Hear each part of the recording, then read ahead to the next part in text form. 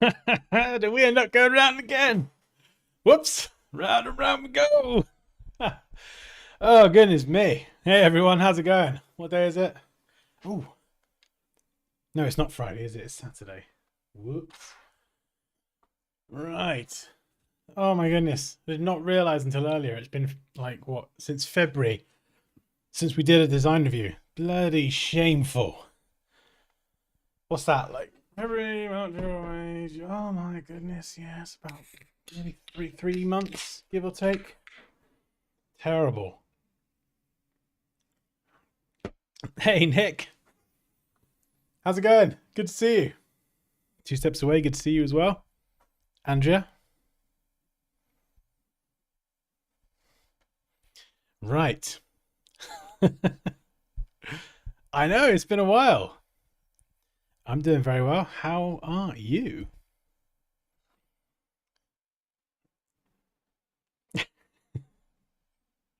Yes, the never ending 2 minutes. Hey Kaya, what's up?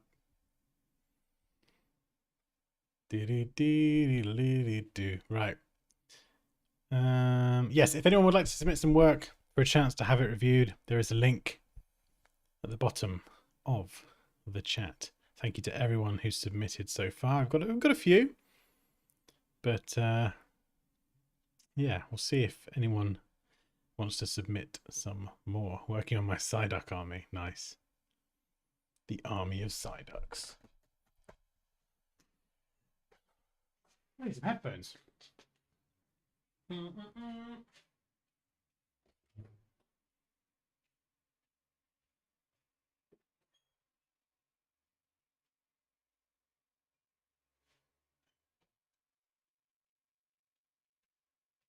Oh, there it is.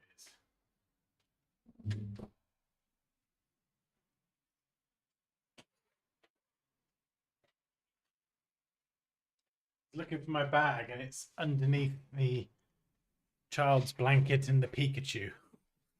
Obviously. Because of course it is. Right. Oh dear. I'm tired but alive. Oh no. Oh no, you got me. Can't be tired. It's only like 3 in the afternoon. Right. Get some tunes on first. I'm looking forward to this. This is gonna be fun.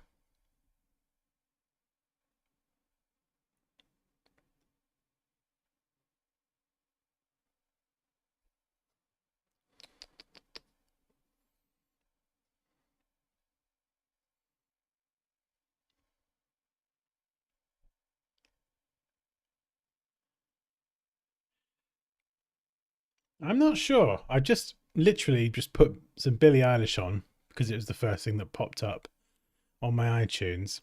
I don't think I can do like the orchestra dramatic cello stuff. That's a bit more when I get into like the creative process. Sometimes a bit of cyberpunk style music.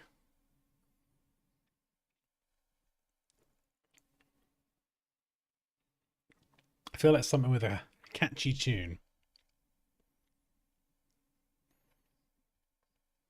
It has been a while. My bad. My bad. Right, let's get the screen recorder going.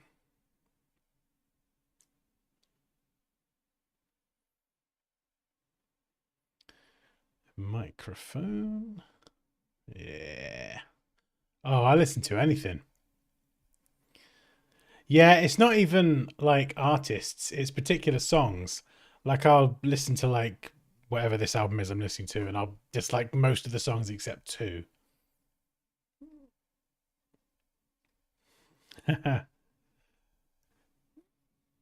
How did we end up with the Pokemon digital drawings? I don't know how we ended up with them. Just yeah, no, they were fun to do.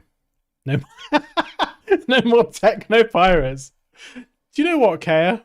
Do you know what? We're gonna switch it up. You're right. You're right. We need techno sea shanties. 100%. What was I thinking? Billie Eilish. Mental. Where is it? Where... Yeah, this is the one. Oh, this is the vibe today. If anyone wants to join the party, there's the link. Good lord. Yep. It begins. Oh dear. We will do these a bit more regularly. I didn't realize it had been so long. It's been fun doing lots of artsy stuff, but I think it's like a bit of a balance as well, you know, because obviously there's a lot of us that are designers as well, and as much fun as I have painting Pokemon, I think there's other aspects that definitely should be covered. Right. That's oh my goodness. Well, don't ask. Don't ask. Right, now we've got Techno Pirates on. Let's load up our first design. Right, I'm missing a few fonts. Okay. Ooh, we got a logo. Right. I sent a logo questionnaire, okay, to ChatGPT for an imaginary online car dealership.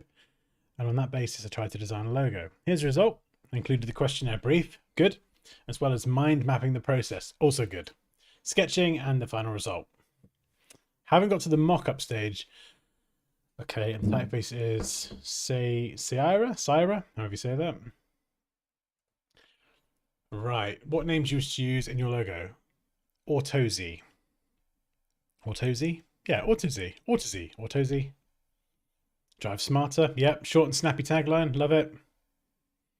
Do we have free reign to use upper and lower case characters where appropriate? Probably not the sort of thing I would include in the questionnaire. I think that's something that, unless the client specifically asks for that, I think I would probably take the lead on that and make a recommendation on upper or lower case, etc., based on X, Y, and Z. Business sector, cool. Yeah, this is good. What kind of products and services do you provide? Where do you intend to apply or use the logo? So print, offline, online, social media. So the design you come up with has to flex across all those different use cases. Target market. Ooh, 39 years old. I'm still in the target market. So this is all really good stuff. This is probably one of the most important parts of the entire process, because if you don't ask the questions up front and have a solid understanding of what your client's business objectives are, which is usually why people want a logo or a redesign in the first place, you know, it's not it's not often that you get a company ask you for a logo or a redesign for funsies. You know, there is a purpose to it, and these questions help ask, or they help tease out the answers from the client. And it also gives you something to come back to later. So when they're giving you feedback, you've kind of got the brief that you can point them back at and go, so like, the feedback you're giving me, that's really good. How does it relate to this? If you could expand on that. So the brief is kind of like I don't want to say a shield, but it can be very, very useful. If you don't have a solid written example of questions and answers to sort of check that you're both aligned at the beginning, it makes it you can end up having to deal with a lot of feelings and opinions that don't have anything concrete to relate to other than just I like that. So it can make the process harder. This is really cool. Always good to explore different ideas. We've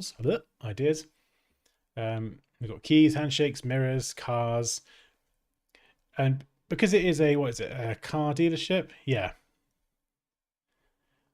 the obvious thing is well, it has to include a car. Well, of course it doesn't. Apple don't sell apples, and Nike don't sell ticks. So, and I love the design approach here. So obviously some rough sketching, and I like to see this as well. You know, sketching does not have to look glamorous. I know on Instagram everyone's got perfectly done sketches and all that. My sketches are rough. They are very rough, not particularly sexy, but these sketches here, they do enough to showcase if an idea is worth pursuing or not. So I could look at a bunch of these sketches and go, yeah, love that, not that, because you don't want to sink time into an idea that isn't really going to be worth your time. So we've got a check there, a check here. Okay, yeah. So sketching loads of ideas and then just putting checks against the ones that have potential.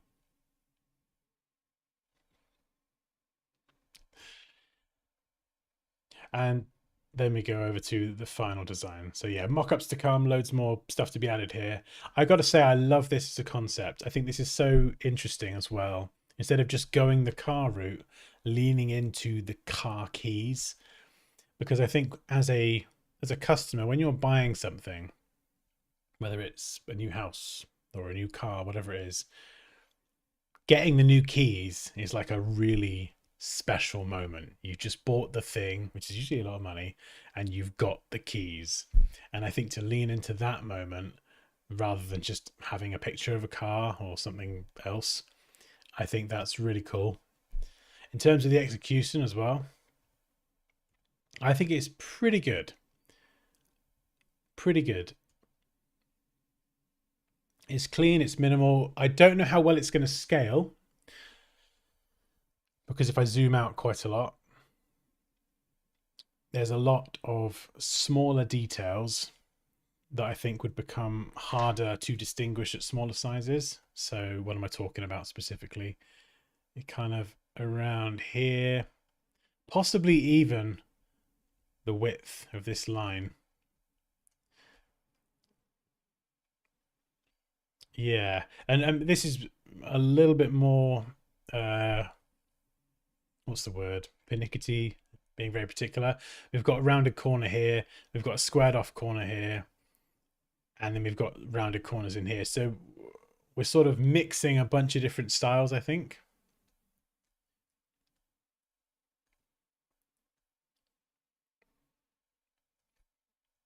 In terms of here, this curve here doesn't look particularly smooth. I know it's kind of based on this, but there's something there that just doesn't look as smooth as it could. So I think the idea of the keyring here is really, really cool. I would just question the overall thickness of some of these cutout details. Maybe the keyring could be a bit smaller as well. Just a little bit, so it's not too large.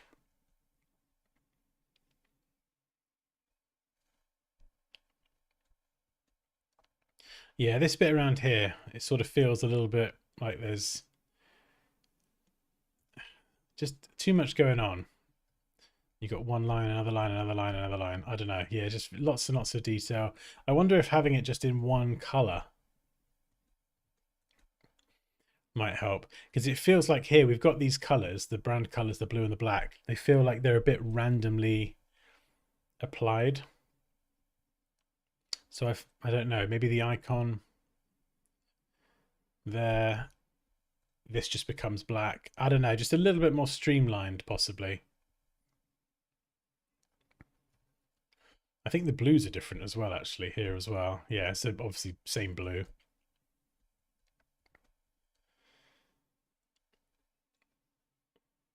And I think I'd probably, if I just undo that a sec.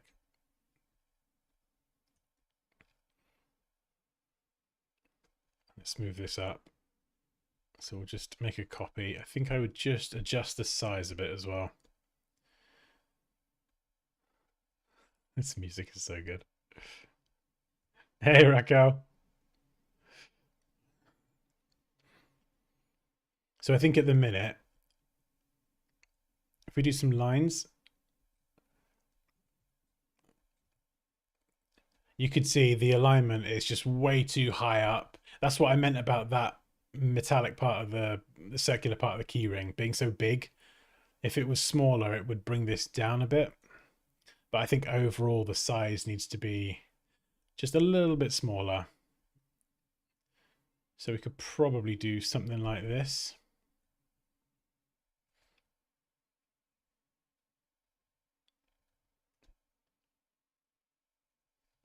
Now it's not going to be like a like for like, as in we need to get it exactly centered and bring that down, because if I do that and zoom out, you can see now it looks like it's hanging too low.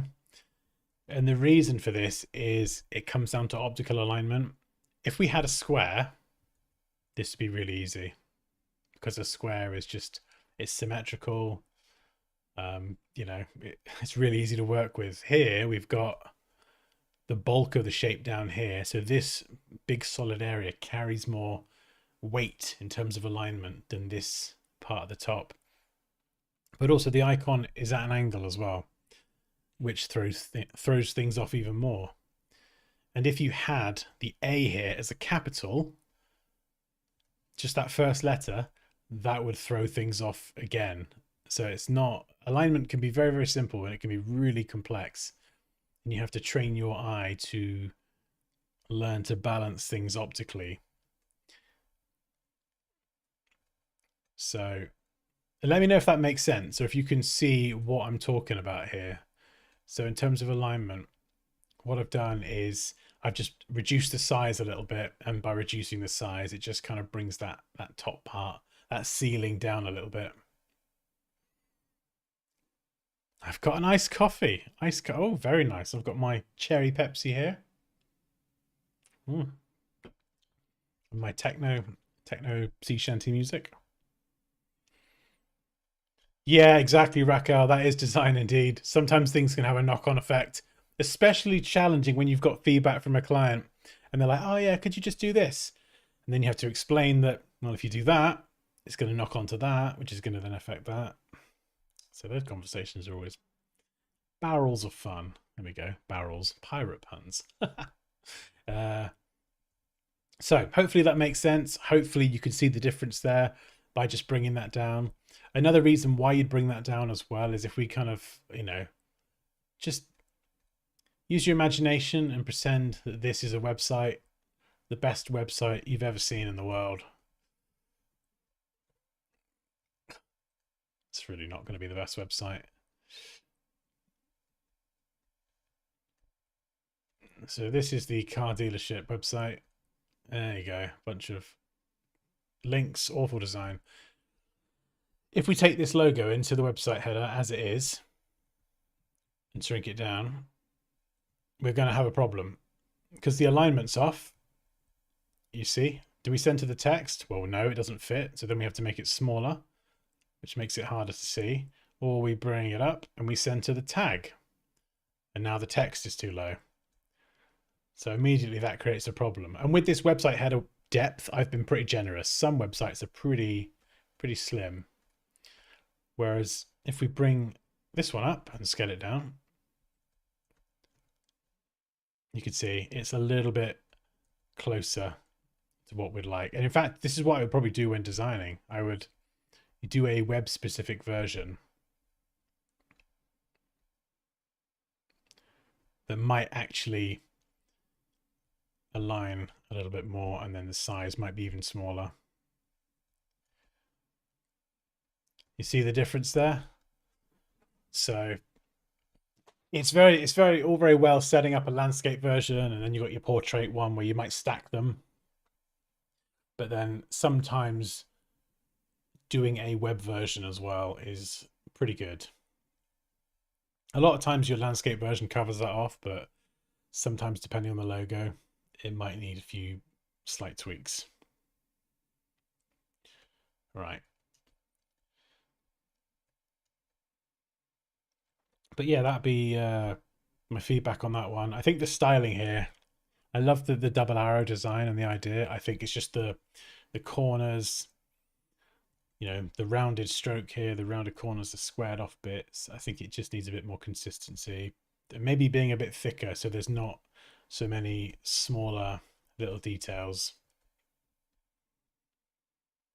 This is I like this. This is really well done here. The all caps, tracked wide, really like that. The tagline feels intentional. So you see here, even it's almost, not quite, but it occupies the full width as well. So you could pull that to the left ever so slightly. It's quite small, but you're probably not going to have that on the website header, for example. So as long as when you're mocking this up on, I don't know, a business card or a folder or whatever signage it's going to be, as long as this text here is visible where it's going to be used and not too tiny, I'd say it's fit for purpose and it's practical. It looks good, but it's got to be legible where people are going to see it. So that would be the only thing to just bear in mind. But yeah, really cool. I'll be interested to see how that one develops. This is really cool as well. This is great seeing the process. It's so interesting. You imagine if I didn't have any of this and I was just looking at this design, it's just so much more interesting to me as a designer, to clients, to anyone, to see that process.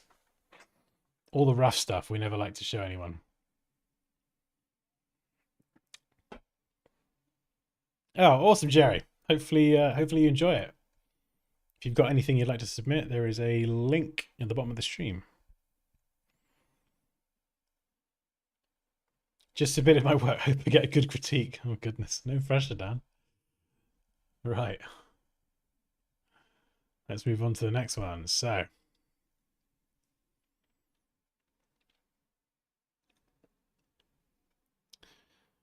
Right. This one's a PDF. I struggle with PDFs to navigate them. I press the wrong key half the time. Okay. Hopefully you can see that and my head isn't in the way. Yeah, cool. So this next one is Himea Lifestyle Lounge. Ooh, brand presentation. Okay, Himea is a premium lifestyle lounge designed to blur the lines between productivity, relaxation, and self-care. Very nice. Rooted in its, and I didn't know what this was actually. I had a quick look at this before the stream. Rooted in its Ilongo meaning, the brand focuses on elevating daily routines into moments of divine joy. By integrating 3 distinct industries: co-working, specialty coffee, yes, and salon services. So the main word mark, and then you got the full name with the tagline as well. Well, not the tagline, sorry, just the full name. So this is really cool to see. So you have those 2 different versions. What do I like about this? I really like the lettering. I think, as we'll see in a minute, the H and the A's have been customized. And I think they're pretty consistent. I would probably, I don't know if the H is a bit steeper. I would probably be tempted to take the path work and the same angle and the height and see if that could be mirrored from both, but they look pretty similar. I think I prefer the crossbar on the A to the crossbar on the H. I think if I go zoom in, if I try and figure out how to zoom in, there we go. Yeah, see this one here, it sort of slopes down. This one, the tapering feels a little bit more inconsistent. So if I show you what I mean.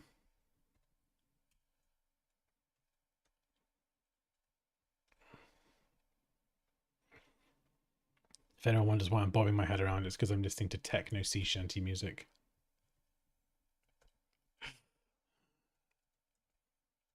Yeah. So what I'd probably do in this instance, you see the tapering here isn't happening as consistently. So I'd probably be tempted to do, whoops.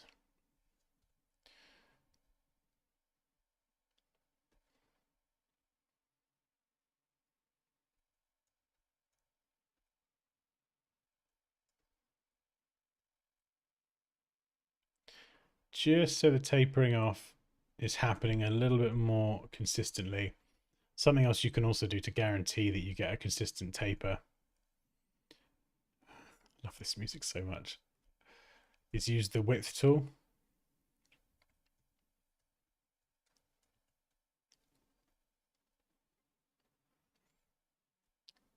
Something like that. It doesn't always give you a perfect result, but at least you've got something that you can then tweak. Make it a bit thinner.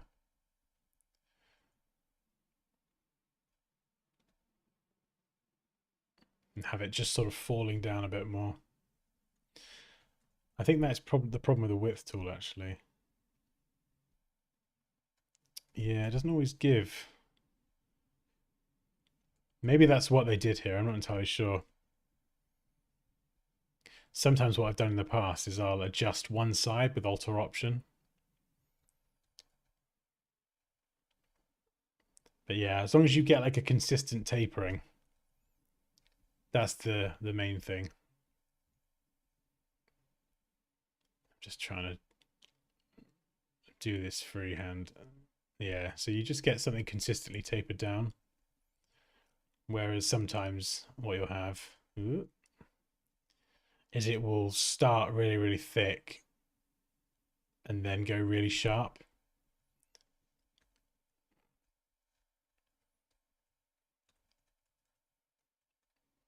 So it'll start sharp and then it'll accelerate quite rapidly. Or it'll start pretty slow and then taper off. So you kind of want that tapering to be, not all the time, but I think a lot of the time, logos would benefit with a slightly more consistent tapering. Anyway, back to PDF. But yeah, generally really like the lettering. I've just realized actually that some of these letters are different heights. I don't know if there's a reason for that. It looks odd now that I've noticed it.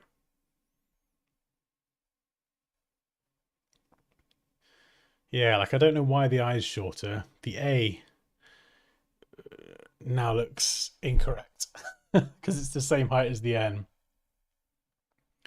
So what I would probably do is have the H the same size and then have these as caps, but just all have the other 5 letters consistent as well.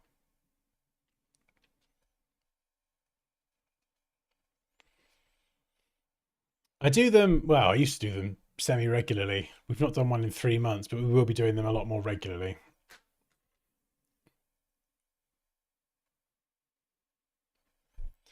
So yeah, I would adjust the height of the other 5 letters.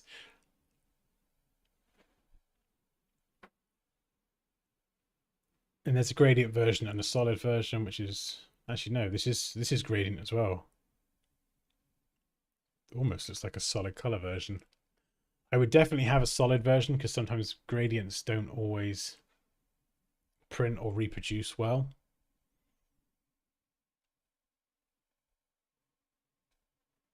Yeah, so the logo mark stands on its own, which is quite good. You can separate it from the text. So for example, you might have, this might be the logo on the website header, and then when you go to mobile, if you don't have any space, you could then have that, you know, or you could have an app or a web app. That could be the icon that is used.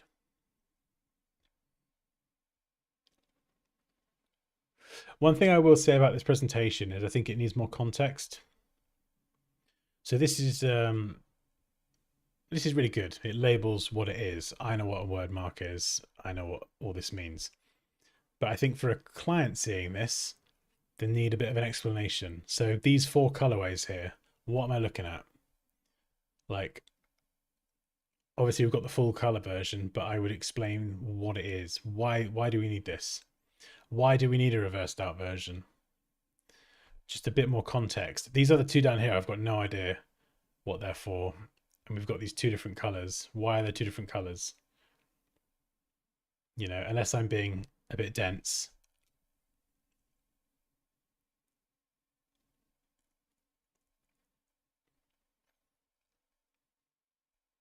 Yeah, I don't know.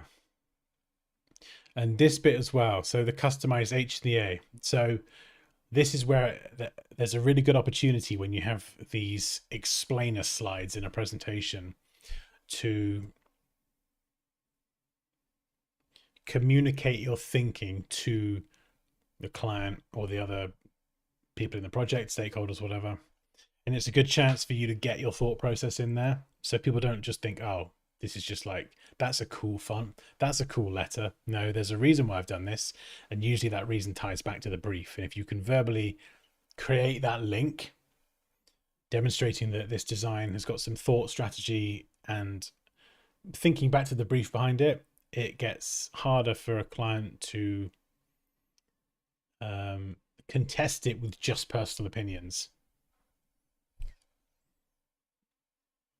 So the custom H and the A here, I can see that. I appreciate it. Good. You've done custom lettering. Why? Why is that relevant? Why have you done custom lettering? And you can relate it back to that questionnaire at the beginning. Oh, well, because you, in your questionnaire, you said blah, blah, blah, blah, blah. So I've chosen to do custom lettering because. Hey, Moosh.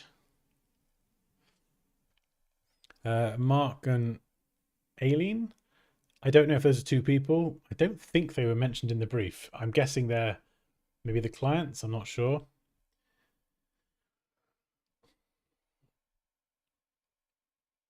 I mean,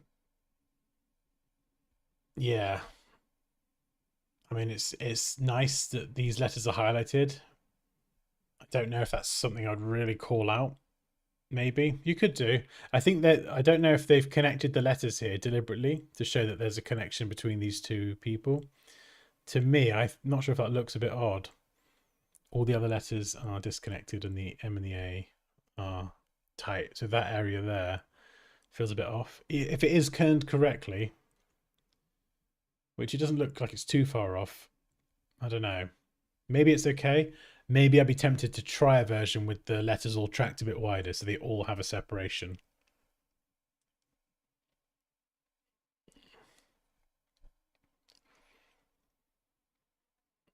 Yeah, I'm not sure. What do you think about the M and the A? I'll be curious to know what other people think about that. Oh, yes, please do, Moosh. I want to see. Yes, it is the weekend. I wasn't sure either. I was like, is it Friday? Wait, no, Saturday. The Z here as well. I think that's a bit of a reach. And I don't know what this halo thing is.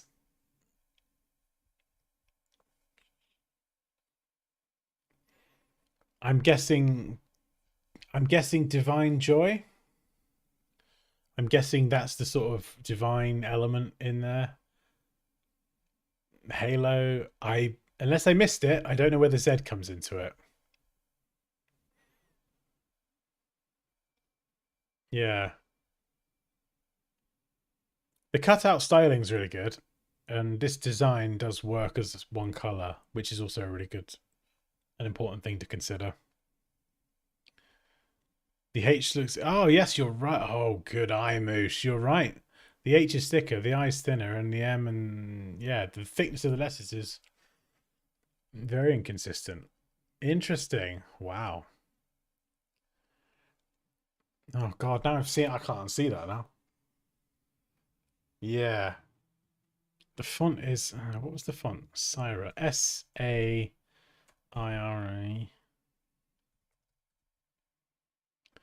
It's a Google font as well. I'm going to download it and see what's going on.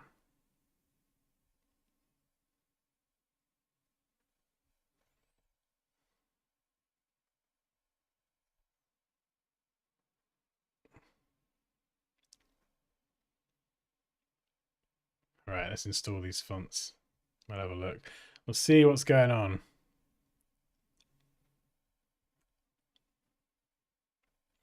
Oh, I love a good techno sea shanty. Okay. Poppy's going to be home soon and all chaos is going to ensue, I think. Dun dun dun dun dun dun dun dun dun dun dun dun dun dun dun dun dun. Okay, that's not the that's not the serif font I was told it was. Was that a different project? Hang on, I'm mixing up projects. I'm mixing up projects, aren't I? Shut up, Dan. Okay, ignore me. I'm not entirely sure what this font is. Great. There we go. I've got absolute clarity. I'm downloading the wrong font. Butler Medium. Okay, right. This is interesting. So this font has come from dafont.com. Free fonts are sometimes questionable in their quality.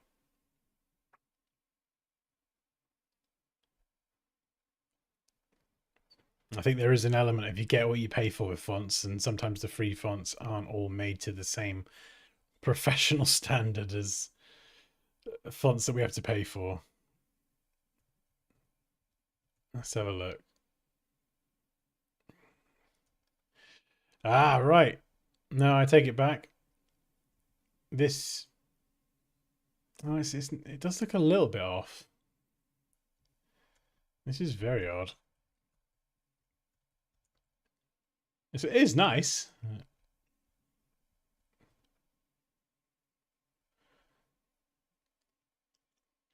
Some of it does look a little bit rough around the edges. These drops aren't very nice. Look at the drop.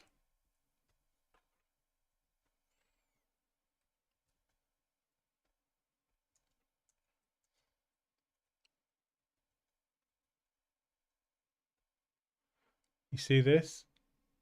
Oh, go away. This thing here should come like that.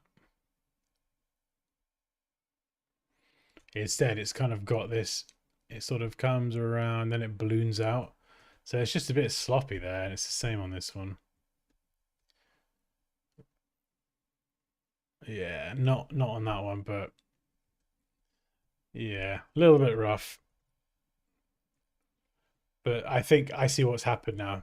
I think they've customized it and unfortunately made a few different changes that have mucked it up typographically. Adjusting the weights, the letter heights.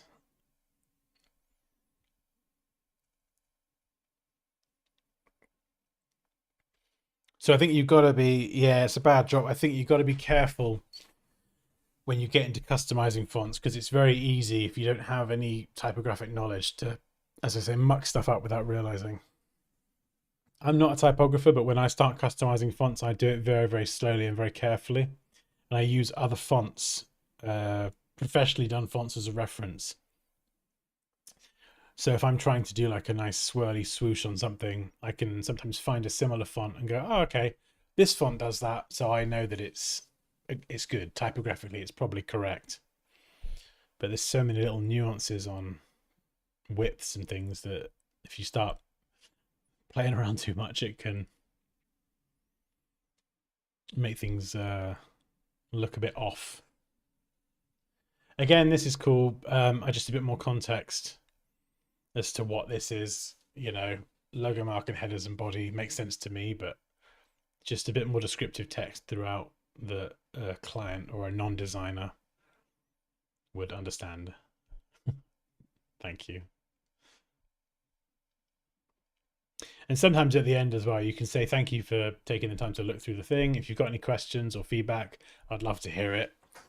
And you could even, usually they've got contact information at that point, but yeah, I think just a little bit more elaboration on everything is good. I don't think this works here either. What's this for? This is like the full logo.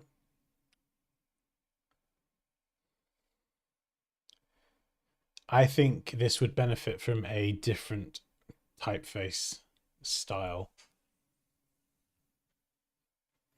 because the text here is tracked very close together, but also it's got certain elements that are very thin. And this is great if you want something that looks elegant, but when it's really small and it's like the kind of sub part of the logo at a smaller size, those thin bits, they're just going to break apart, you know. And if it's really small, good luck printing that. It just, some of those lines are too thin, they're a bit too brittle. So you could use a sans serif that could balance quite well against that. I think there are other weights actually.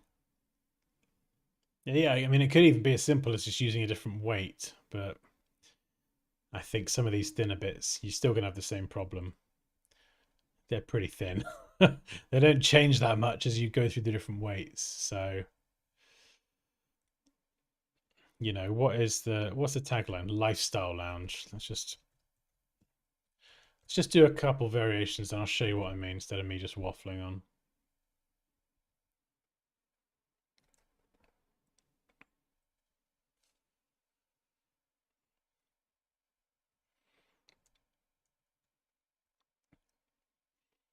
So we've got version 1. We could do another one that's tracked a bit wider.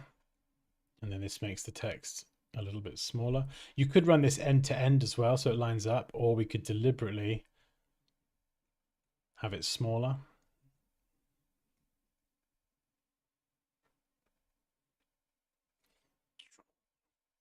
So it's kind of a bit more inset. That would be my go-to at the minute. That's my preferred approach.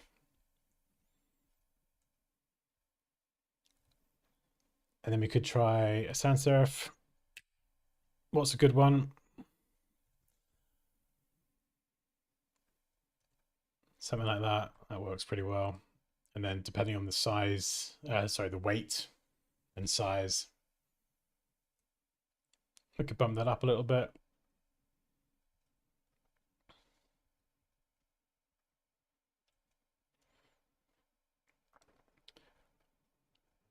You see the difference? This becomes, with so many thin elements, and it's so tight packed together, and it's just serif everywhere, and it's lots of smaller text, it becomes a lot harder to read. This one here, bottom right, would probably be my pick. If you said to me right now, which one are you going for? Oh, thanks, amigo. Appreciate it.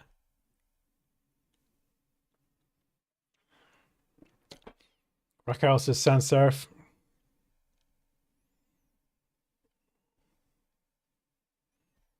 They're stepping on each other's foot. Yeah, they are.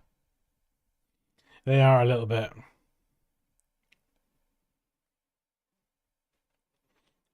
Yeah, so that would be something that I would consider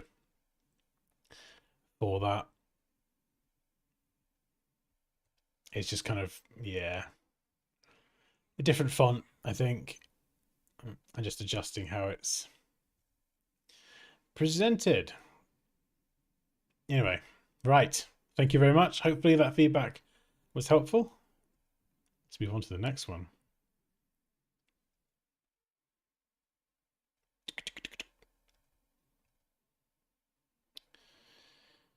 Ooh, we've got a few here. This is another logo and branding project. Got a bunch of different mock-ups here. Let me try and figure out the order. That's the main one. So we'll put that first. Yeah. Okay, cool. Right, this is the Hunger Hub. I do like this. This is very cool. This one has a very clear visual identity. It knows exactly what it is. So we're going to zoom in here. This is kind of one of those one pages.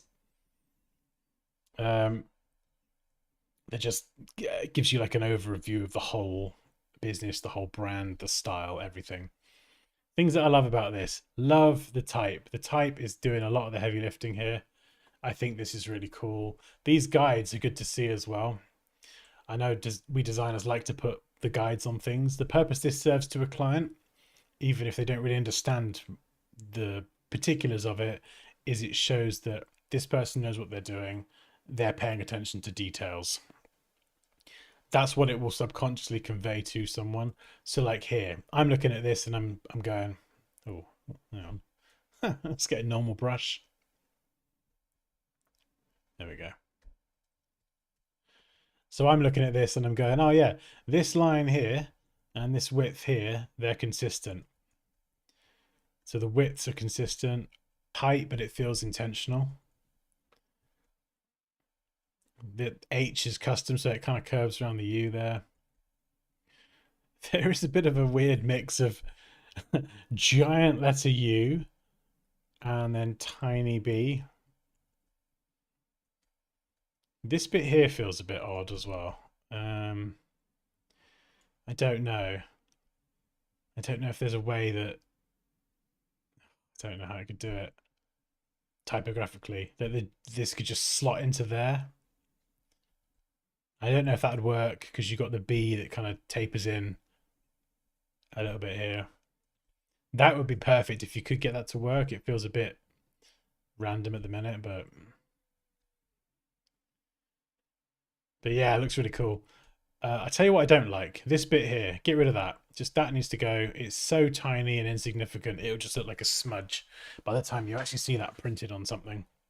It just, yeah, it's not on this version, so no, get rid of it. It's too small, way too small.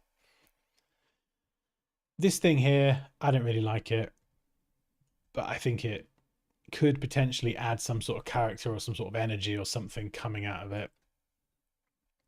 If this were going to be kept, the point here is bang on because it's like a nice width from spacing away from both letters. So the placement of this first point is great. The way that these taper out feels weird.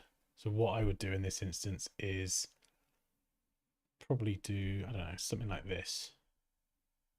I mean, the width, the gap between them is not even consistent either.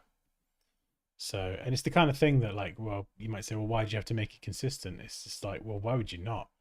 It just makes things that look a little bit tighter. And what I've gone for here is I've tried to cut this off so it kind of runs around in a semicircle, whereas otherwise it just feels totally random. And of course the widths here as well, they're different. So I would just make them consistent. It doesn't change the creative idea, it just tightens everything up a little bit. Hey, Pixel.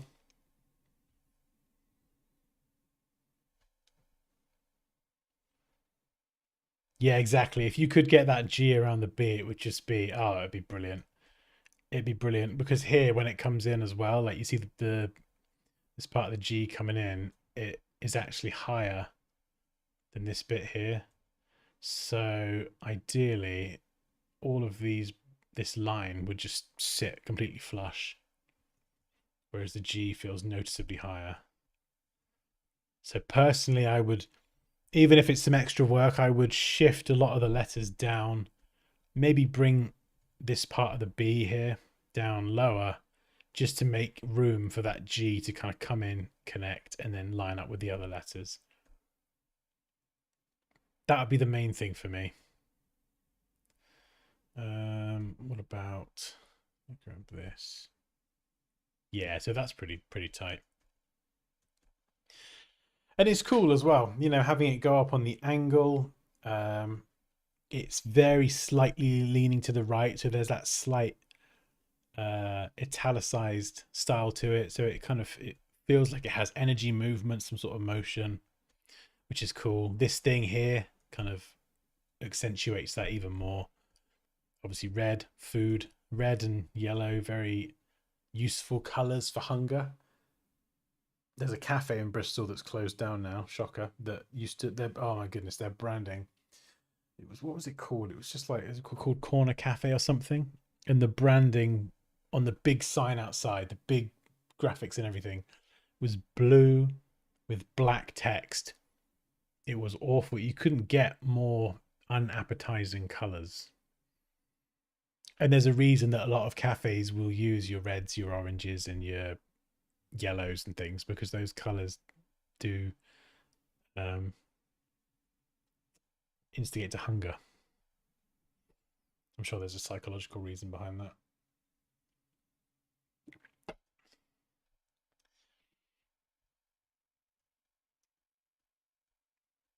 Stickers.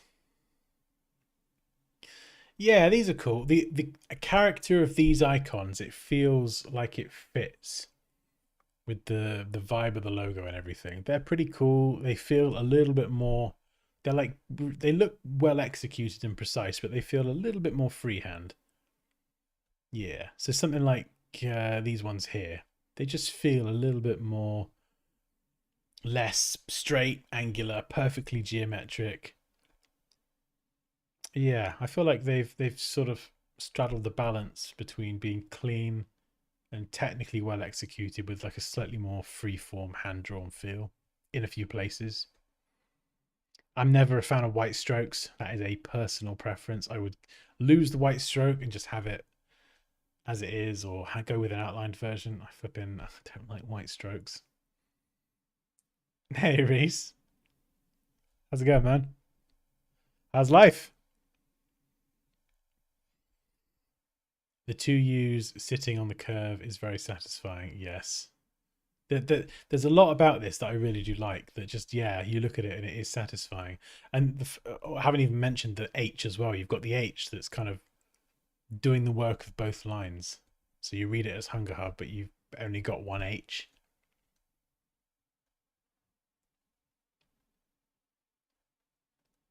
Yeah, so we've got a breakdown here of the different fonts.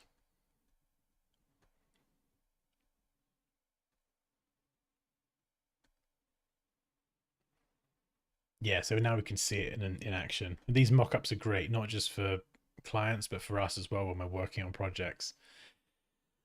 It's very easy to have a logo in isolation, but when you actually start mocking it up, it can show areas where it either does and doesn't work, so it can be very helpful. So here you can actually see the icons on the packaging. This looks really cool, actually. I like this. They've pulled one icon out in particular.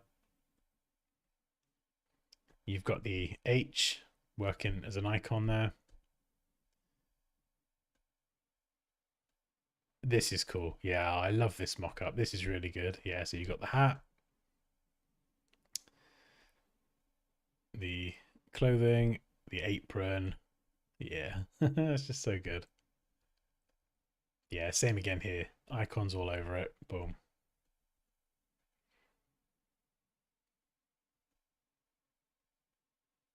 And then the inside is green and yellow and orange, which feels somewhat inconsistent. I don't know if these are real photos or a real place. I'm not entirely sure. I'm not entirely sure if these are AI or what. GPT-2 Image Gen 2 can do a pretty insane job lately of doing AI images for things.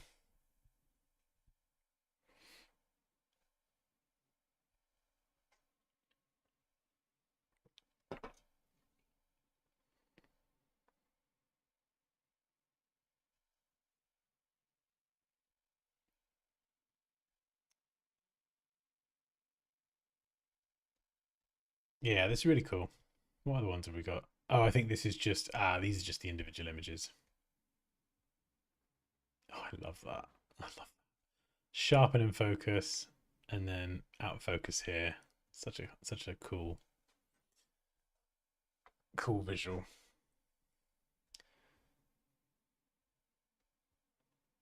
Yeah, and I like seeing this whole presentation. It's just kind of like a bit of a sort of style guide overview, showing you the colors, the fonts, the logos, the icons, the applications. It's really, really cool. It's the kind of thing that if you do want to share your work on Instagram, you can slice this up into like a bunch of carousel slides. And it just gives people like a really good overview of the project.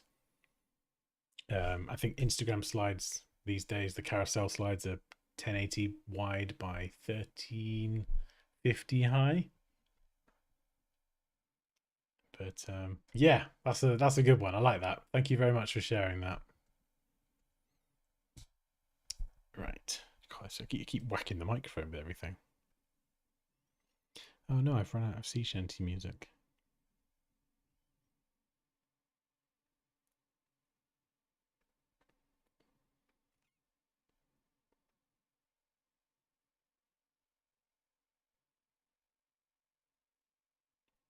Cosmic Crunch. New graphic designer. Right, go on then. Where's Cosmic Crunch?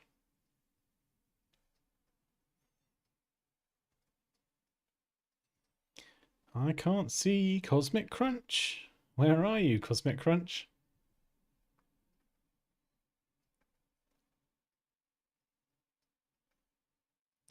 Have you uploaded it at the link or?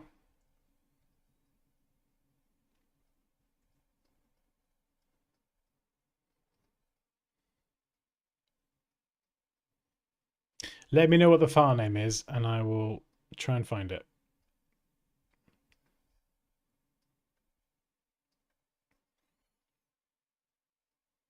All right.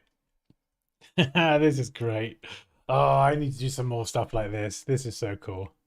No idea what this is. No context, but it's kind of like those micro worlds. You get a slice of a world.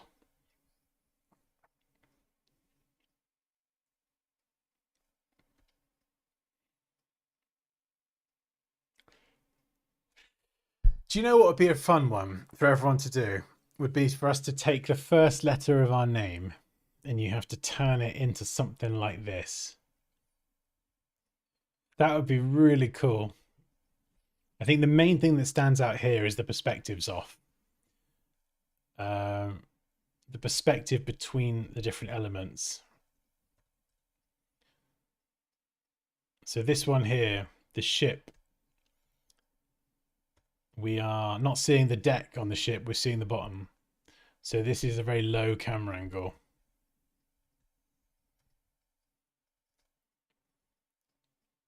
Yeah, and this shark here as well.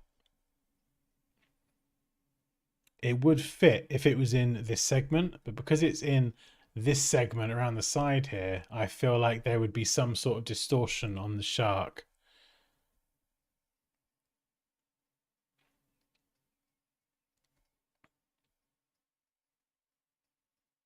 It kind of feels like there's distortion here on the light reflections on the surface.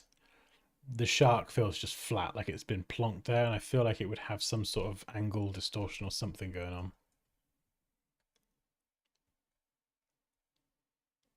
And the colors between the two as well. This one feels a bit more blue. This one feels slightly more green. And what else have we got?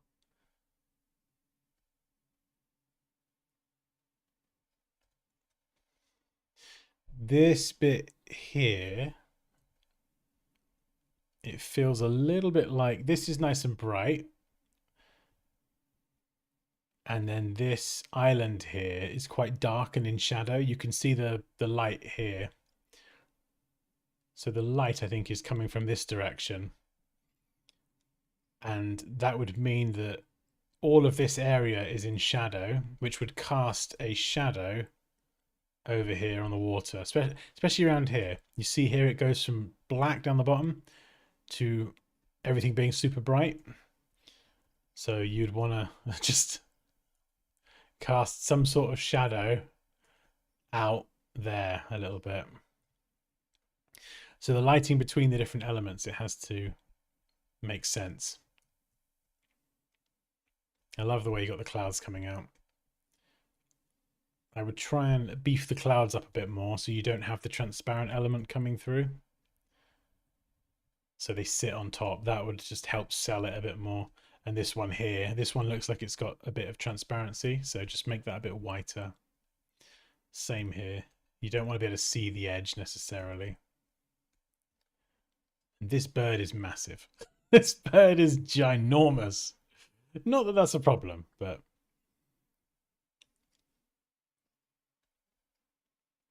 And I feel like some of these lines, some of them kind of go to nowhere.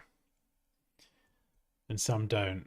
So I feel like up here, this one and this, like I'd expect this line to go to that corner. Do you know what I mean? So I'm all for being creative and removing parts of the geometry and keeping parts in, all in the name of creativity. But I think it's the geometry's got to line up.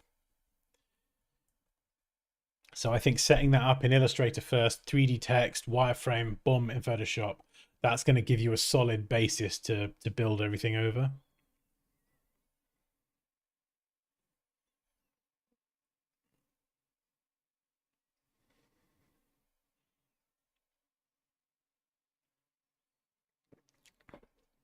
Yeah, I love that moosh.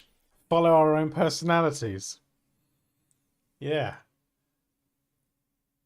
that'd be really cool.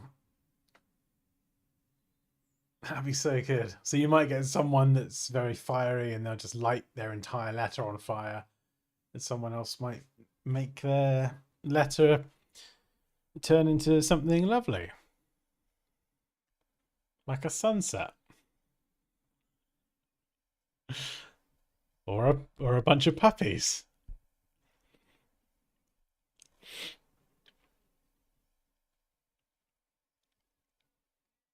I don't know what I'm saying, Racco. My brain was like, quick, think of something lovely. Puppies. There we go. That'll do.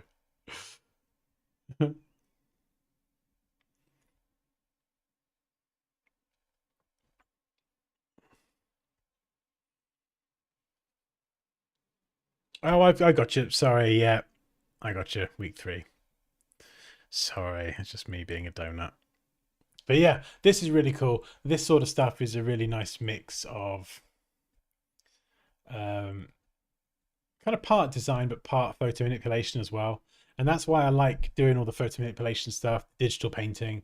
It seems more artistic, but actually, when you come to doing a lot of graphic design work, being able to integrate more um, Photoshop, photographic editing abilities, it just expands what you can create. So yeah, Photoshop and Illustrator for me, they're my go-tos. That's what all my courses are about. Those two apps because they're the perfect combination for me. Right. Oh, by the way, if you want to learn design with me, Dansky.com. I've got courses for Illustrator and Photoshop. Beginner stuff, advanced stuff, it's all there. Right. Okay. We have PDF by Christopher Archer. How long have you been designing, Christopher, if you don't mind me asking? The perspective seems, yeah, the perspective was a little bit off.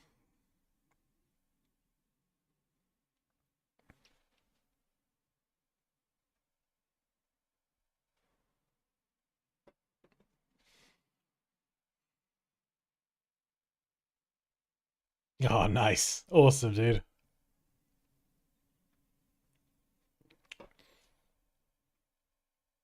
Are you still doing design work these days, Reese? I wasn't sure if you were like still doing a bit or if you've stopped all of it or I hope not, because your work's flipping sick, man. Mine would be a dumpster fire in the shape of an M. Yes, just light it all on fire.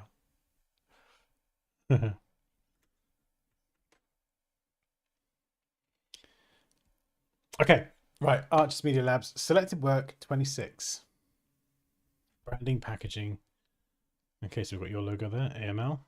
Oof, AML, that rolls off the tongue. Very nice. Yes, to design, creative director with Hickory Football Club here in town and also back into youth ministry. Nice. Yes, I saw one of your posts on Instagram about that. That's why I asked. That's so cool that you get to do both there. I like that.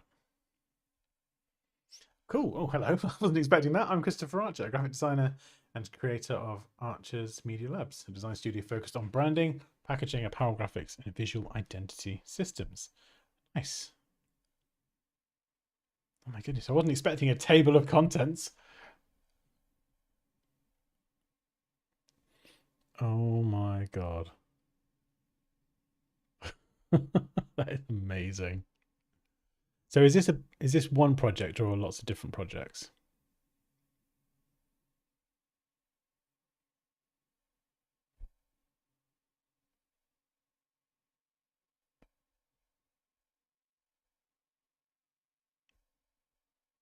Right, let's start from the beginning before I get carried away.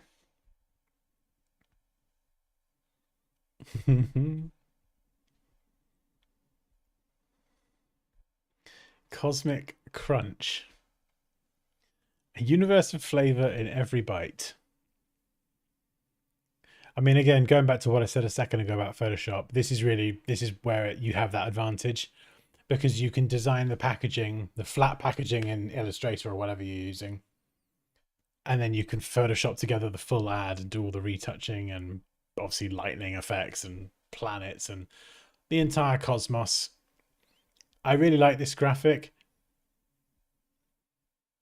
I think my least favorite part, if I'm honest, is the text here, crunch into the cosmos.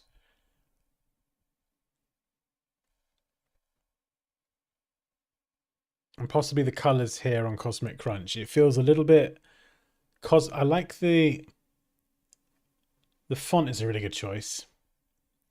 It feels fun, it's chunky, it's got the angle. I feel like the colors have just they look a bit dull, like the gradient towards the bottom. I feel like that should pop a bit more. The yellow stands out, and it's clearly got its visual identity just dialed in, but the actual gradient on the lettering itself, it just feels a bit dull. And I feel like this font would be better over here. This one here, it feels to me like it's just Arial typed bomb. And it's got the brightness here. This one's got the brightness, but not the personality of this. And this one's kind of a bit duller, but doesn't have the brightness. So I feel like that sort of combination. Yeah, this bit on the left could be a lot more fun, I think. This is really cool. One thing that, I mean, I don't know. What do you think about this? The bowl feels doubled up. One thing you could do is take the bowl off the packaging and then move this over to the left, so it almost looks like the bowl is coming out of the box. And so you've got a few, I don't know, what are they, nuggets? And some milk splashing out the edge of the bowl. That could be a really cool way to create some sort of depth, as if the cereal is quite literally coming out of the bowl, out of the box. More blues, pink, and purple galaxy style.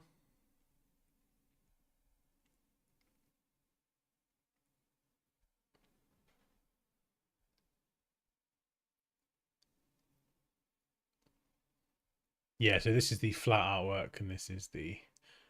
Yeah, like here. You see this? This green text on the back, that is like jumping out. It's a lot more punchy. It just needs that punch at the top there.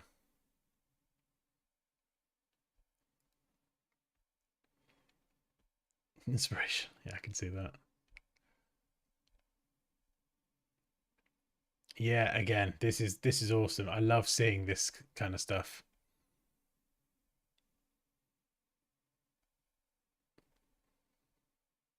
What I'd love to see more, so there's lots of sketches here with ideas. I'd love to see the final sketch, because there's this thing here with its little antennas, kind of similar, but I'd love to see that progression. At the minute, I'm just seeing a bunch of sketches with no journey. Seeing the first version, which is like maybe one of these, and then this fella's second, and seeing that progression towards this guy on the front of the box here, that's what I'd love to see. The progression, the iteration, and then maybe even a couple of annotations explaining the thought process, why this evolution happened. And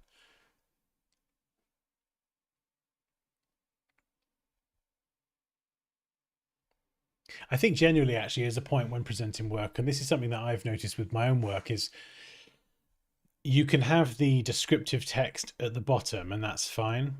But if, for example, this slide here, if this had like 4 key steps, rough sketch, then version 2, version 3, and then the final sketch, and then the end result, so you had it presented horizontally, I think having the annotation next to each step, so the annotations are around the actual designs, maybe with arrows pointing to them, I think that could help the descriptive text feel more connected to the stuff on the page.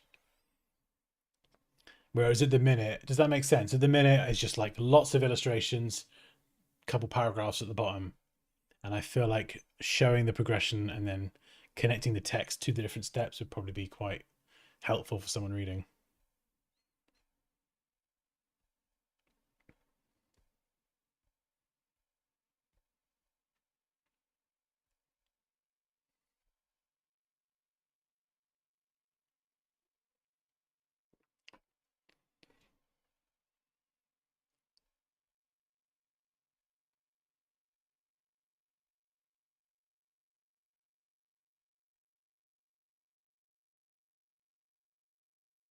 What software did you use to create the graphics? Are we talking like Photoshop or Illustrator or some other app?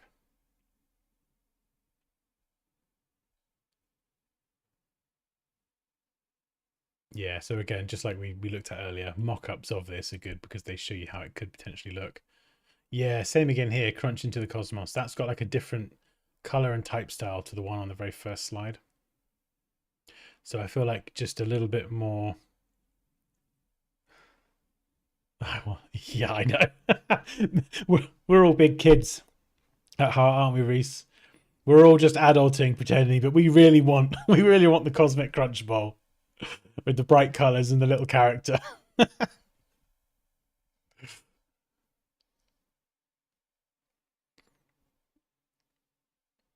Yeah.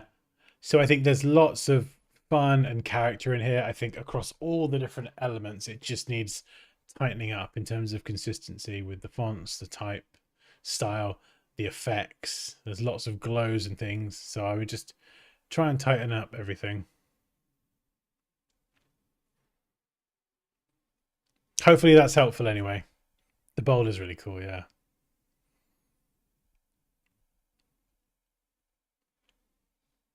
Rattlesnake.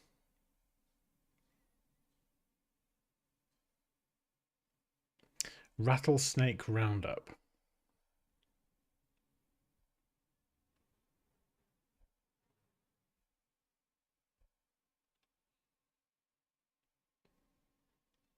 And I'm loving the type style here. This is really cool.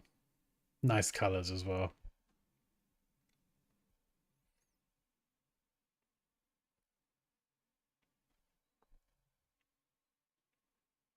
Oh, we've gone into a dry shampoo.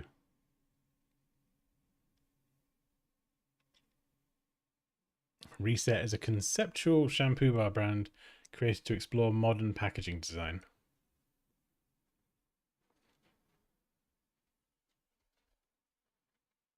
Cool. All right, we'll stick to the first one anyway.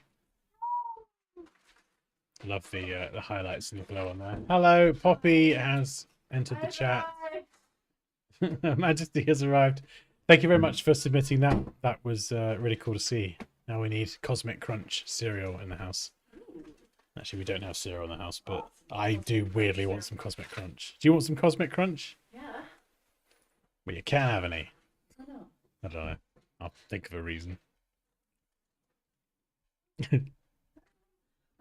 Everyone's like, Poppy! I think it might be too much cheese. Too much cheese? Because I was counting, it said 600 grams of gorgonzola, and I was like, that's a lot of gorgonzola. So they only come in like 150 grams. So we got 4 lots of them, and I'm just like, this seems extortionate. Extortionate? Yeah. Or excessive? Both. It's really windy outside. That's the wind.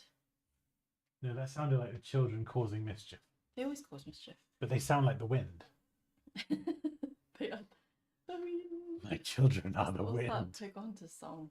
I don't know Pocahontas. Look, Disney. I don't know all the things.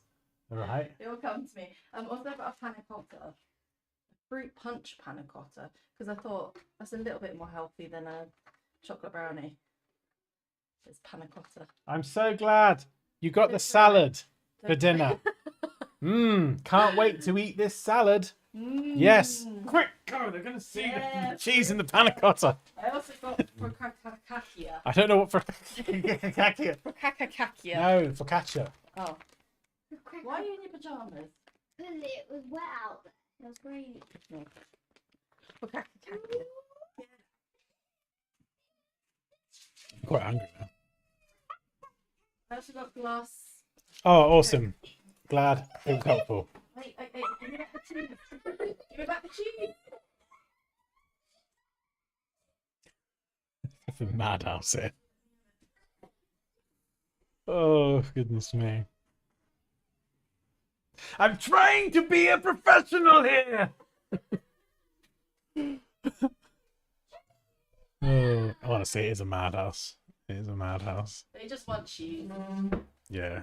Dory. There's no such, Moose says, there's no such thing as too much cheese. Heavy. Okay, cool. Yeah, they're my go-to apps as well. I blew up the Discord with work I've been doing. Where? Hang on. Where's the work? Oh, Raquel. Have you sent me something? Yeah. I also got scared that the panna cotta wasn't enough, so I got some elderflower and raspberry jelly. Shut up! Shut up! Jelly!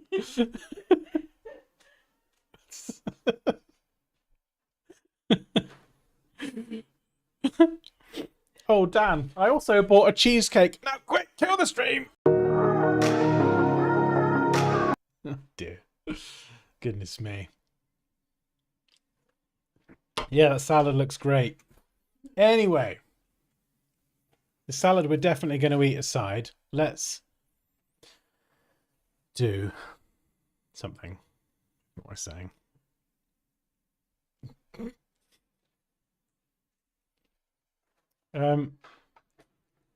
Yes, what am I looking at, Raquel? I've got your...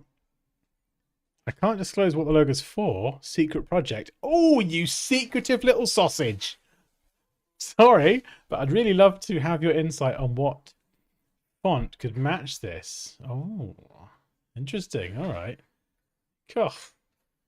Raquel being a secretive little cupcake. Would you like one of these? Oh, yes, please. I'd love to trade this. You're a diamond, love. Thank you very much. Let's see how long it takes me to knock the full bottle everywhere. Okay, so, right. So this is the logo mark, correct? And then you're looking for a tasty typeface to match it, right?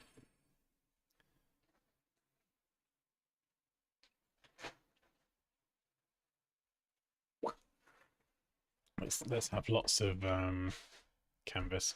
By the way, if you have submitted something and I don't get to review it today, we're going to do more of these. We're going to do more. And it's definitely not going to be months before the next one, so don't worry.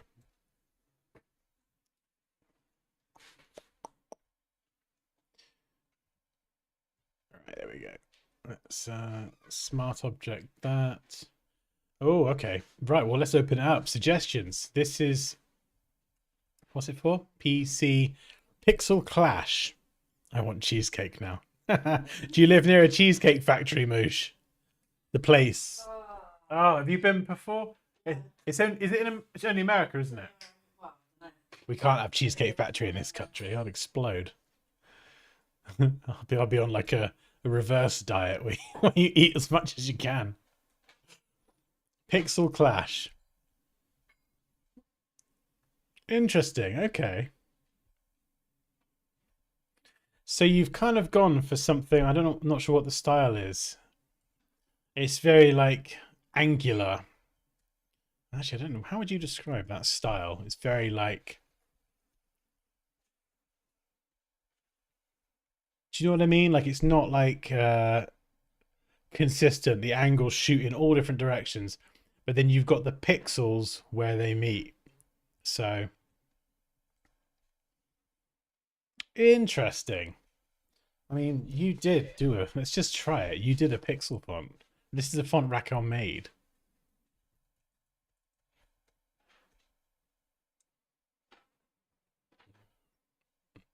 Should have it installed. What was it called? Was it? What was it called? L Pixel or something? I can't remember.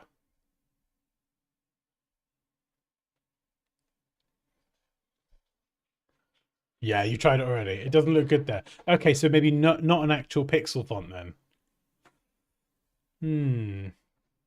Maybe you want something like the actual, not pixely, but the lettering. Oops. I mean, let's just throw like a... Not Arial. We could do better than that. Let's just throw a sans serif in. Sometimes trying just getting the right style is part of it.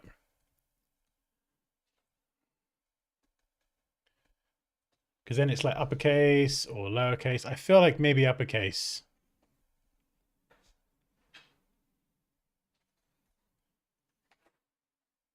Is this a variable font? I don't know if it is. Nah, I've got variable. I've got a variable one. Yes.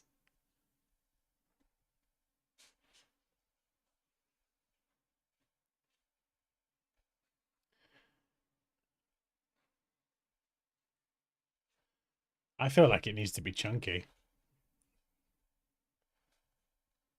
That's the right direction. Gut feeling. No.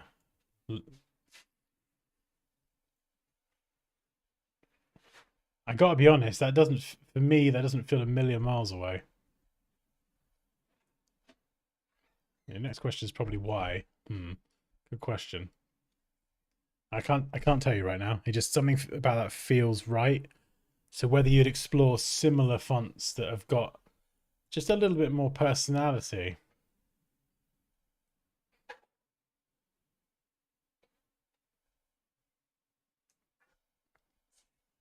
Mixed case could look cool, especially with the square on top of the eye. Mixed case. So we could try. Mixed case can be quite handy if you've got difficult words with ascenders and descenders and things, because you can then stack this on top. Oh, I love the way the L and the H line up. That is rather tasty.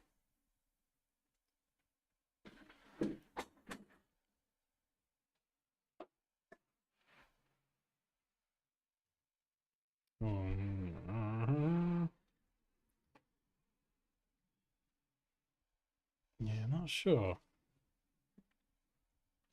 Not sure about the mixed case personally. Let's reduce the leading. That is the space between the lines. Leading is basically line height.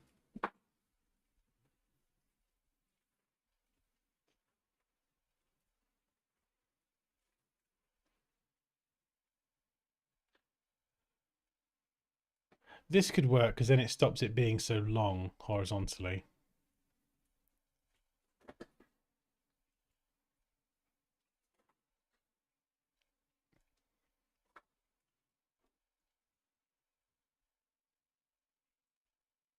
think I'd probably lean a bit more towards that, to be honest. Keep it nice and tight.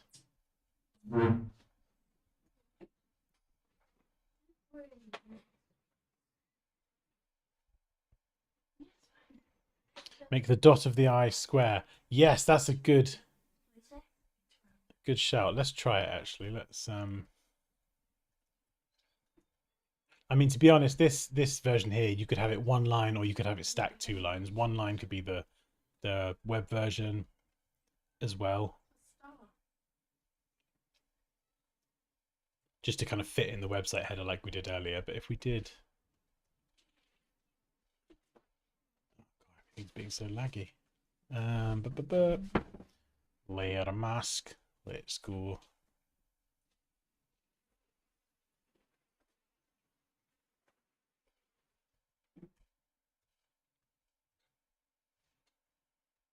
This is obviously going to look noticeably sharper than everything else.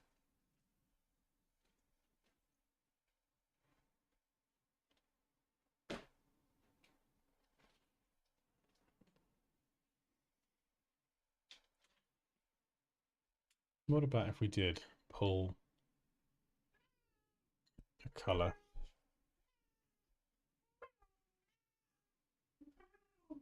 Not the yellow. I don't know. You could pull it just so it has that connection, but I'm not sure about that. And I'm not saying that is the right font, but I definitely think, personally, that case, that weight, if you could get something that's just got a bit more fun to it, maybe some sharper angles, so it kind of leans into this a little bit more.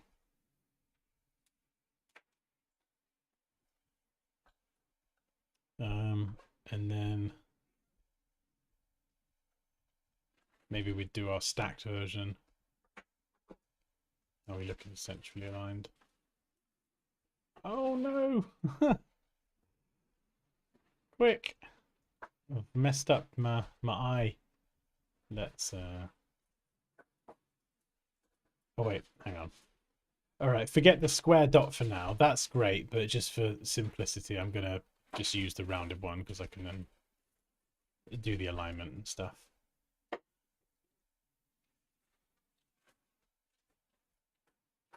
So then maybe for like a vertical stacked version, we could do something like this, depending on where it's going to be needed. I think I might be wrong. This might be because it's rasterized, but I think just double check that the border width around the edge is consistent. It might be the fact it's rasterized, Raquel, but this bit, what's going on? Photoshop, what are you doing? Yeah, this bit on the left here looks wider than the bit on the bottom, so just check that the border all the way around the edge is the same width. It's pretty close, and it might be a raster issue, but I just double check it. Also, something else I'd do is possibly just maybe for scalability, I would just bring the C not so far out and I'd extend the P a little bit more, so that these kind of gaps of negative space on both of them, they feel a bit more balanced. If it works from a typographic point of view, I think extending this one down here a bit will give it more of a P look. And then I think pulling this one back will keep it away a little bit further away from this bit, just so it's not too close in terms of scalability. But then you might get these two negative space elements having a little bit more balance in terms of their size.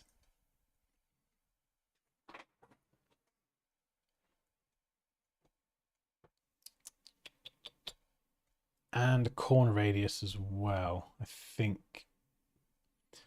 this corner radius here might need to be rounded off a bit more. So you get the width here is then consistent all the way through, all the way around the corner. The width stays consistent, whereas here at the minute, because this radius on the outside isn't quite rounded enough, you get a thicker part here. We're getting very pernickety now, but I thought just worth mentioning. We are getting very, very pernickety. I think it looks a bit better on this corner, and it might be just because the width isn't consistent. So maybe when this bottom width is like a few pixels deeper, it might fix that. But just wanted to mention anyway. So this version here, you've then, the logo does flex quite nicely. You've got your website version as well, if you needed it on one line. So in terms of font, that would personally be the direction I would go in terms of it being chunky and some type of sans serif typeface.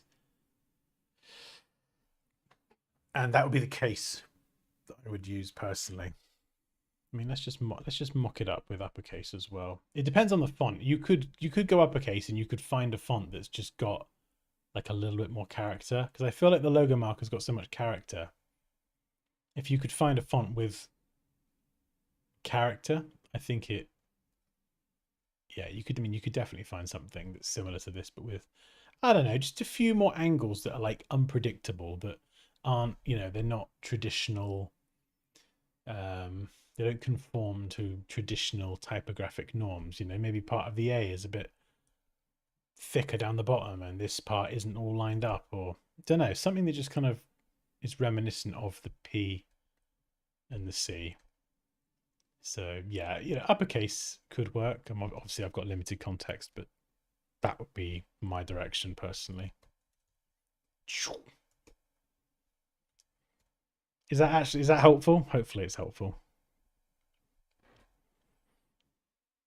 I wonder if you could use the same negative shape in the P as the C with those adjustments. Oh, I see what you mean. So use the exact same shape. That's an interesting one. Yeah. Yeah. If that works, if you could do that, I suppose you possibly could do that actually, because this isn't like a normal P and a C. It is very kind of much more abstract.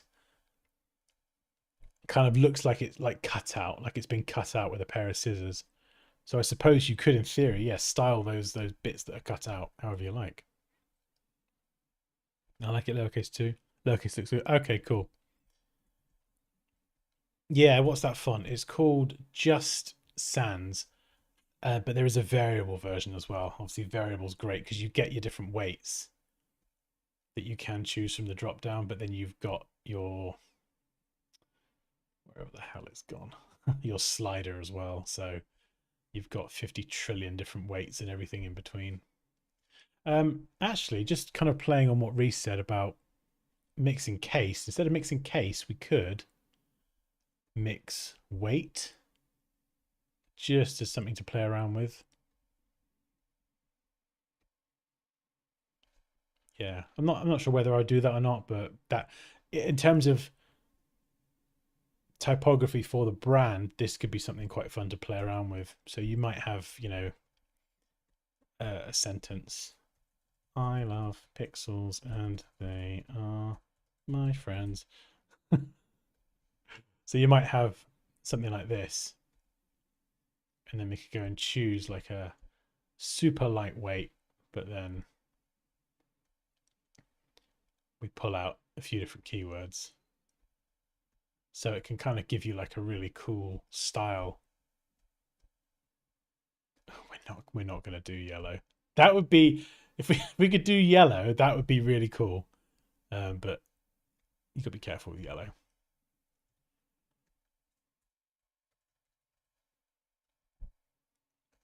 But yeah, I don't know. Just playing around now. You don't like mixing weight?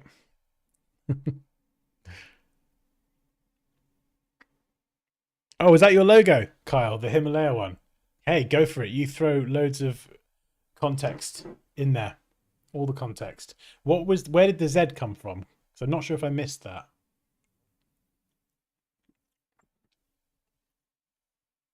Nice. Really good choice on the font, and the customizations of the H and the A were really good.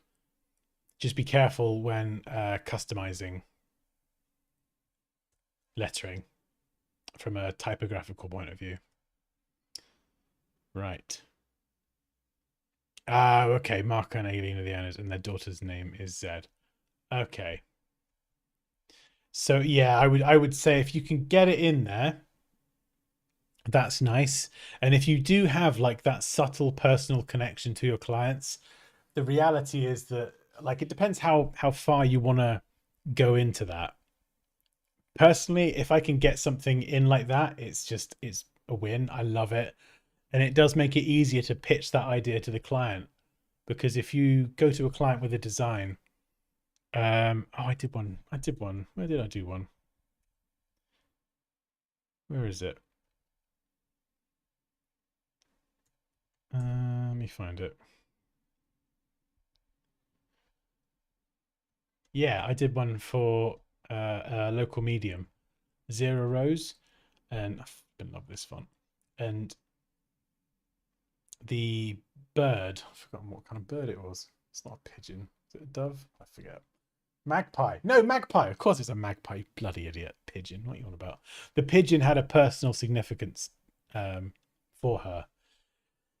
So to get the pigeon into the design perched on the letter, that had that personal connection to her. And I think if you've got their initials in there and even their daughter's initial, I think it becomes much easier to sell that idea to someone. And it also shows that you've really thought about it on like a deep level, and you've really gone out of your way to subtly get it in there.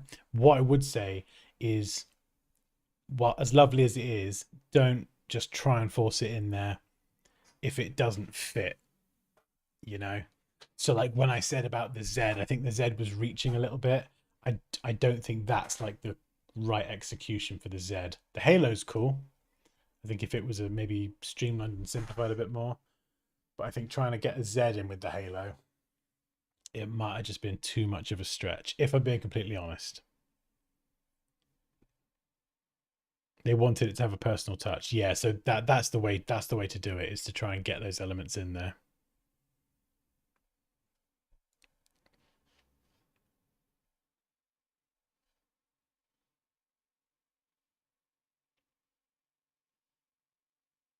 Oh, they actually used it and commercialized it already. Oh, nice. There you go. If they like it, happy client.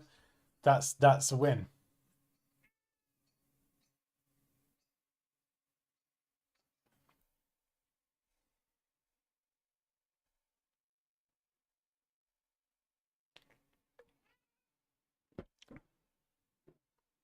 Okay. Yeah, again, I think that's a really, you've clearly nailed the personal connection.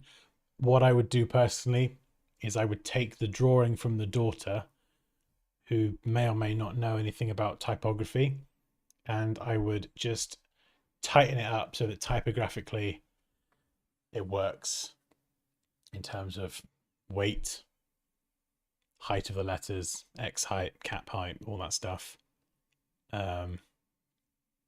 So you take the essence of what the daughter's done, but make sure that it covers all the bases from a design and typographic point of view.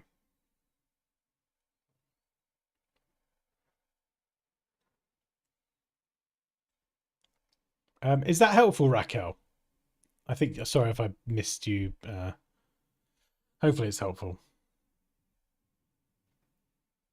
Oh, I've run out of music again. Oh dear, do I go back to sea shanties? I don't know if I can do another 45 minutes of sea shanties. Ooh.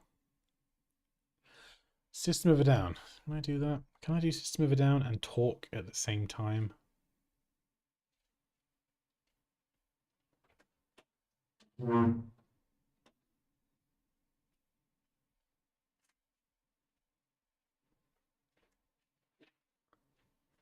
Let's try it. Right. Let's do another one.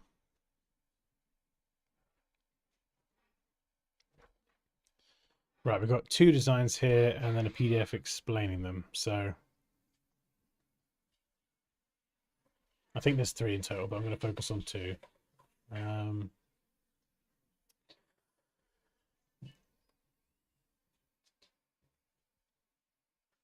Right, we'll start with Afro West South. This is the ticket, no, the banner. So they're very similar. The goal is to create a vibrant and energetic visual identity that captures the spirit of a music festival. The design focuses on excitement, celebration, and community. Bright and dynamic colours used. Yeah, as you'd expect. Live entertainment, music, cultural celebration. Bold, festive, and welcoming. Fun movement and a memorable festival experience. Okay. Well, it's definitely vibrant.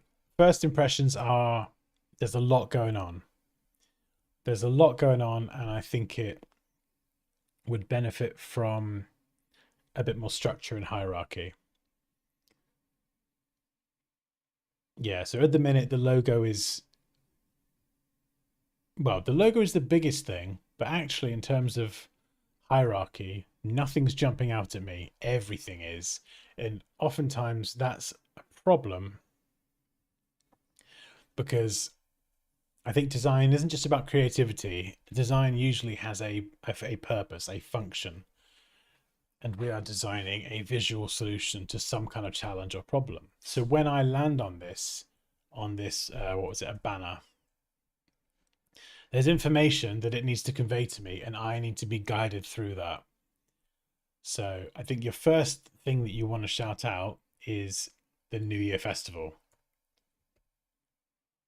So let me get a color. And you guys can tell me what you think to this as well. So this can be on there, and you can make it prominent, but I think this is the bit that is going to be more relevant because it's a festival. Everyone understands what a New Year's festival is.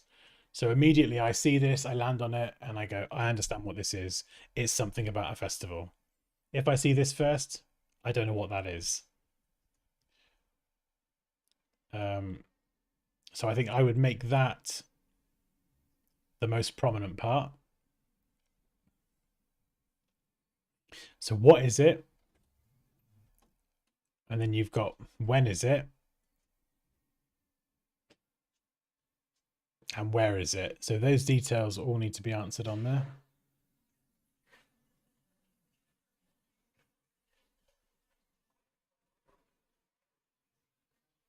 Yeah, so the whole thing needs a shift around, I think. The fonts as well. I wouldn't say that this one is necessarily the best font choice. Definitely not this one. It feels properly rough and they don't really work together. Yeah, and this font here being used across everything, it's a bit too decorative to be used everywhere. You could use it as a title. I'm not saying you couldn't use it as the main title. You could. But a lot of the smaller bits of information need to be something that's a bit more simple, because the whole double kind of line drop shadow line thing, it's just not going to work at that smaller size. Yeah, exactly, Moosh. Yeah, decorative fonts shouldn't be used as body. Much more suited for headlines as well. And I feel like here as well, this text has been distorted and stretched vertically, which is a bit of a no-no. Unless there is a vertical version of that, but I don't know if there is. Yeah. So what I'd be tempted to do is, I mean, this picture here of the stage, this feels more like the isolated picture feels more like a product rather than a festival. I think you could probably switch out all the imagery, the background, everything, for one good photo of this stage, lit up, lights, music, everything all singing or dancing. One good image, because there's a lot to get on here and there's not a lot of space. So you have your New Year Festival title, your one clear image, a bunch of different genres, and then you have the lineup. Dum dum.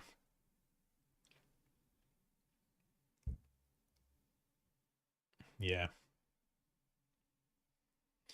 It's tricky because I'm sort of looking at this and I'm marking things up and scribbling, but the whole thing needs a restructure on a fundamental level. And that's before you get to the design.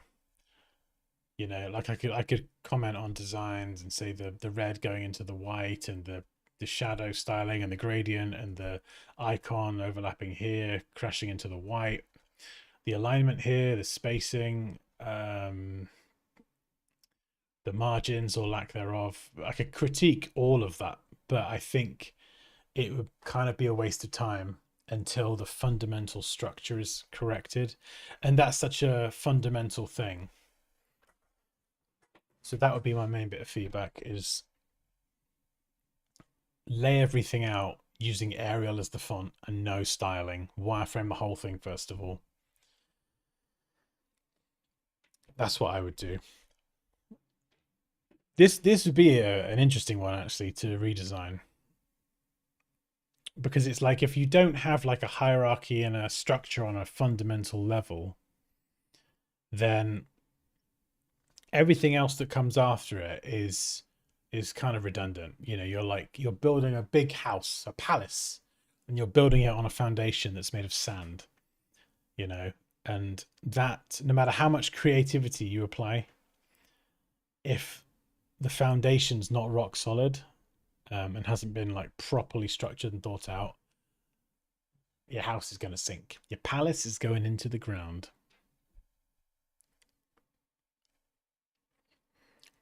Yeah, that's a good point. Moosh says very busy. Use either texture or gradient. Yeah. Whoa. And I'm all for something wild and almost a little bit psychedelic. You know, there's a lot going on here. Images blended into each other. But I've got to be able to consume this information. I need to understand what's happening. I can just tell when you're behind me. My spider sense is tingling, and it's just like you're about to be attacked. Afro West sound. Do I'll the- go to that. Do the carb. What's the carb? Do you mean the crab? crab. Quick, do the carbs! Yeah, where's that gnocchi? I thought you were cooking. Oh yeah, damn it. With our 600 grams of gorgonzola. Is that blue cheese? Mm. I don't even like blue cheese. I do. But If I have a lot, it's a lot. sometimes I make a super quick sketch to place the info I think that'll look best, and then I go to the computer. What's happening? I just wanted to read Moosh's feedback as if I was explaining it to you Oh. to confuse you. Ah, I win. Yeah, that's a good idea. Yeah, just a sketch or a wireframe or something. I want all the Gorgonzola. Someone needs to tell us what that says. Guess what it says. I know what it says. Dan knows what it says. We need to let us know. What's it say? Yeah. Actually, it is. Yes, hang on, yeah. Hang on. Is it going to be backwards on the camera? On the thing over there. Is it going to be backwards? Hang on. My left ear. Yeah. No. Oh dear. Chris Webber, he's got a song called Queso. Oh no, Queso, da da da da da da, Queso. La cuenta, por favor. La cuenta, por favor. Hey, da da da da, Queso.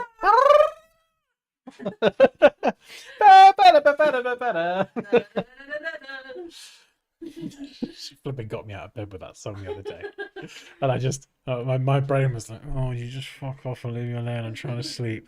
But then it was like, just couldn't help it. Did you tell everyone about our table? That it shattered. Yeah, tempered glass. Tempered glass. We came back and it broke. Shattered everywhere. I have no idea what's going on. No idea, Moosh. No idea. It's a little bit like we'll be like, oh yes, so what I do with this design, and then Poppy comes along. Hey,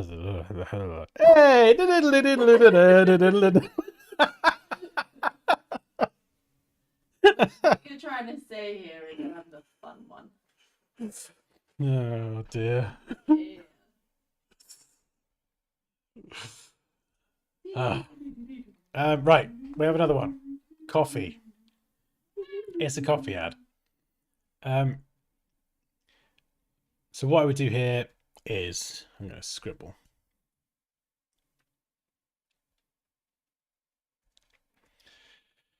So this one has a slightly better hierarchy because it's got less on here. It's got the thing front and center, so that's good. Grand opening of a cafe. I'm not a massive fan of the logo. I think that the dripping lettering mucks it up typographically. Could be wrong. I think the accent is going the wrong way for cafe. This bit needs to be removed, and then this bit here needs to be built out into a standalone mark over there that doesn't wrap around the B, isn't too tall, and doesn't have gradients. Do it in a solid color. But yeah, so a bunch of things on the logo, and don't have it contained in a rounded box as well. I would make, yeah, grand opening front and center. Buy one coffee, get one free. Again, that's going to be like a really good pull as well. Like, and it relates to the grand opening. So it makes sense that they're together. Fresh coffee, pastries, atmosphere. Yeah. Depends how you do it. Because you've got the grand opening up here. And then you've got the date down here. So I'm kind of wondering, do you want to put the grand opening with the date up by the grand opening so it's a little bit closer together? So you might need a slight restructuring here. I have no idea what's going on with this text, this gradient thing. Lose that, it doesn't work.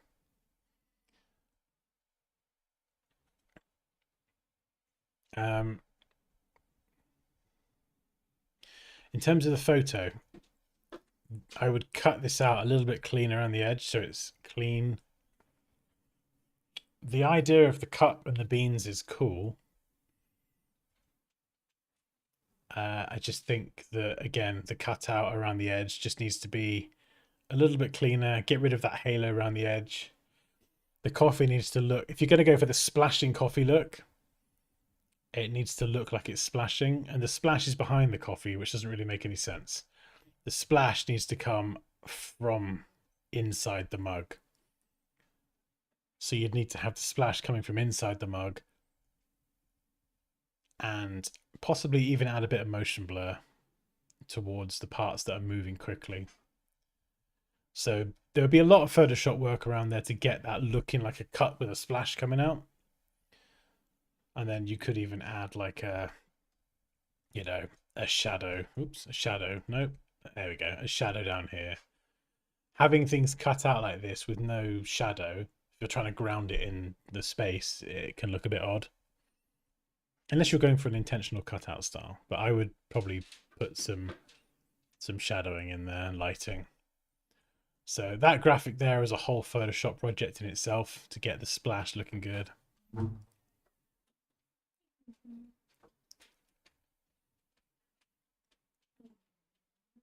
And in terms of alignment as well, there's no consistency to the alignment. You know, this is in the center. This is in this space, but it's not quite central. The text isn't central in the box. This text here doesn't line up to anything either, and it's left aligned. This is then central. Spacing between related elements is all inconsistent, so I would just tighten that up. The spacing here should match the spacing here. The icon, I'd probably simplify that and lose this bit at the bottom, get rid of that. And then the icon should be brought down a bit so it's aligned with the text. At the minute it's sitting too high. And I wouldn't have the contact number blur into this box. So this element here, this obviously there's a box around here. I would just not have that blend, because otherwise you end up with this strange shape that kind of comes down here, and then you've got the box and you end up with this kind of almost like a top hat kind of shape. And the WhatsApp icon being right up against the edge cut off is a massive no-no. Got to give the whole thing some breathing space and space from the box as well.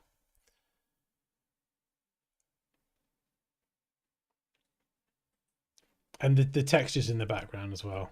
You could have watermarks, but these at the minute they're not really adding anything. Just get rid of them. If they add something, then yeah, keep them. But at the moment they just feel quite sparse and a bit random.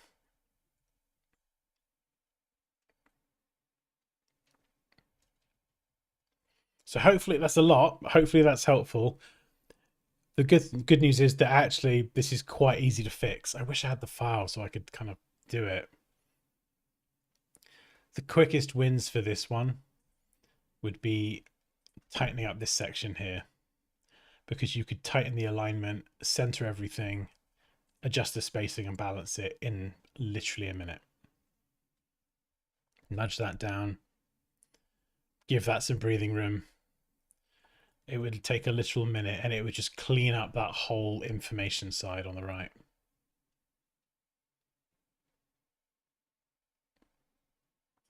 Even if you didn't do the Photoshop work over here, that side would make a big difference. You could even actually, do you know what I'd be tempted to do? Have buy one coffee, get one free on 2 lines. You could squish this bit here into 2 or 3 lines, and that's going to move all the text over. So the text kind of comes there, and it's going to give you more space to make this bigger. So you could make the image of the cup, the coffee cup, much, much bigger, so it's more eye-catching. Because this information on the right-hand side doesn't need to occupy that much space on the width. It really doesn't.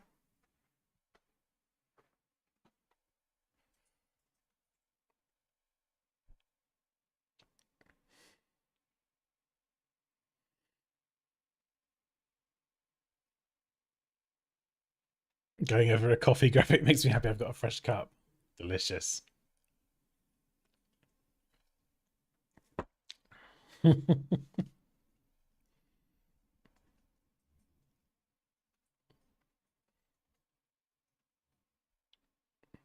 Thanks for the feedback. Working it again. Oh, is that you? Is this one yours? Awesome. Hopefully it's helpful. I know sometimes it sounds like a lot. But I'm looking at this, you know, as someone who's been designing for over 20 years. So, and I'm very detail obsessed and oriented. So it sounds like a lot. Please don't be put off by it. It's, I think the concept and the colors here do work. The fonts can work as well. But I think there's a lot of details in terms of alignment and spacing. You know, regulars here know that this is the sort of stuff that I pick up on. Like I'm like a hawk with this stuff. So, and it's one of those things that once you get used to it, like with Poppy as well. Poppy used to do her Canva graphics, and the spacing would be all over the place. And after repeatedly grinding her down, her spacing and alignment and everything, it's actually pretty good now. And it almost becomes second nature as well. So it's just the kind of thing you can learn. I was born with it. Hey? I was born with it. No, you weren't.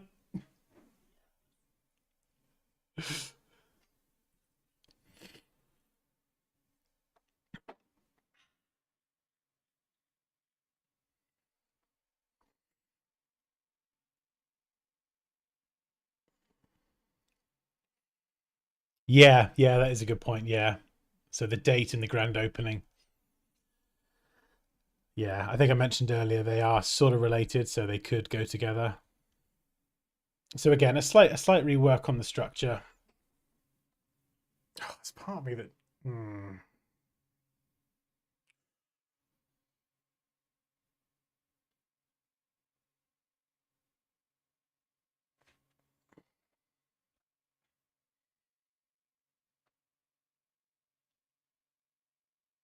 I'm just debating whether to try and attack this one now.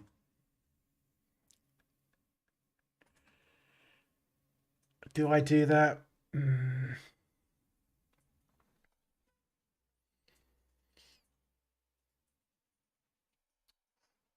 Yeah, possibly.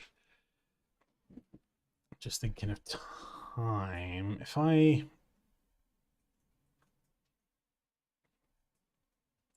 If I use AI to generate me a coffee graphic, because I haven't got time to go and Photoshop the whole damn thing, but I think in terms of the layout, that's the bit I could probably attack relatively quickly.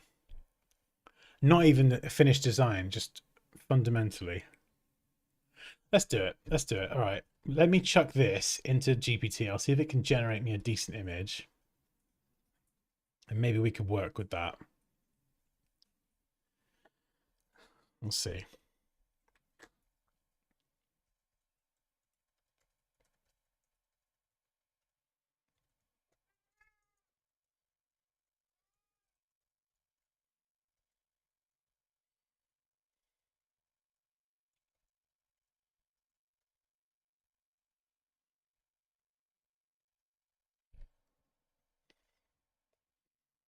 Let me just show you what I'm doing.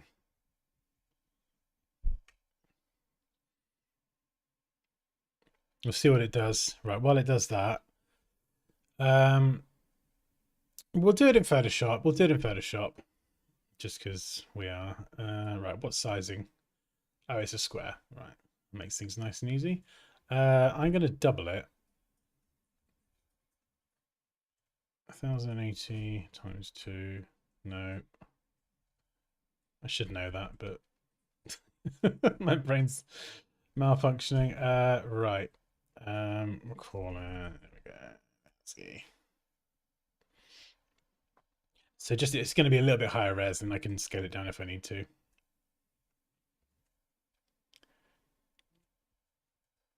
Right. So first thing I would do is I would just get the text in. So like we're going to play the Tetris game. We'll just stick with that font because it's delicious for now. So Bloom and Brew Cafe. So we'll try and just speed run this. Lots of bits of text. Grand opening. Buy one coffee. Get one free. Fresh coffee. Goodness me, I can't type today. Delicious pastries. Cozy. I'm going to go British spelling. Atmosphere.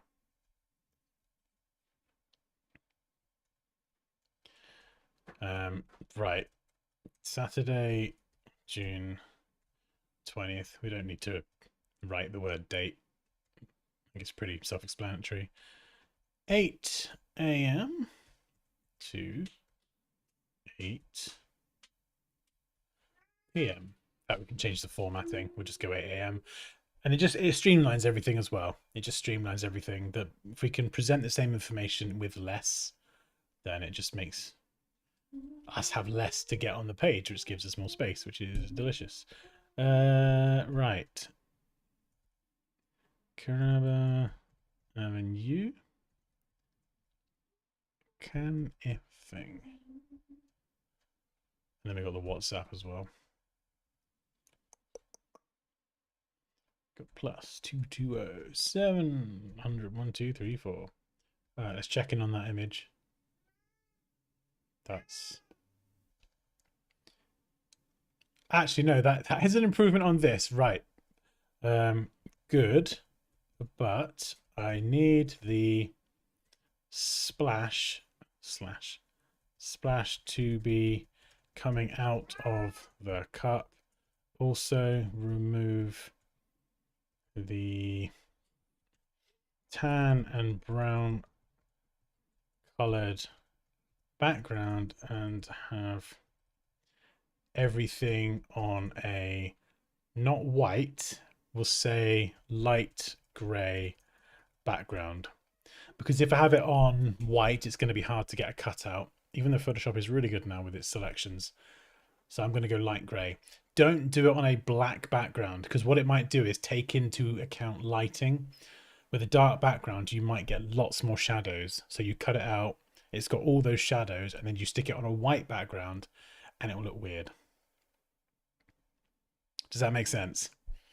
Ooh, pistachio.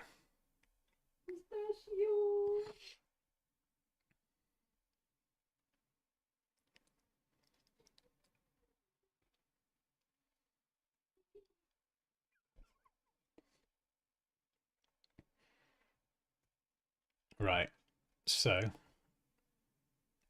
let's try and figure this out. So where are we going to put this coffee cup? Maybe there. Grand opening, you're obviously going to be really big. The date, we're going to put that there. We could have this on one line, which again saves us more space.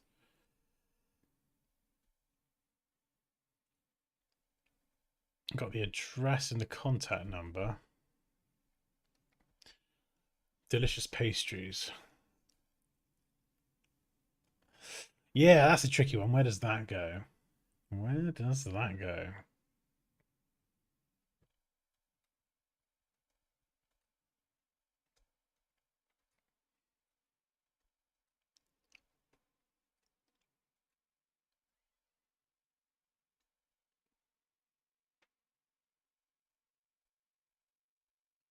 And if you were doing this, I'd recommend like finding some inspiration online, like go and look up loads of stuff and get inspired.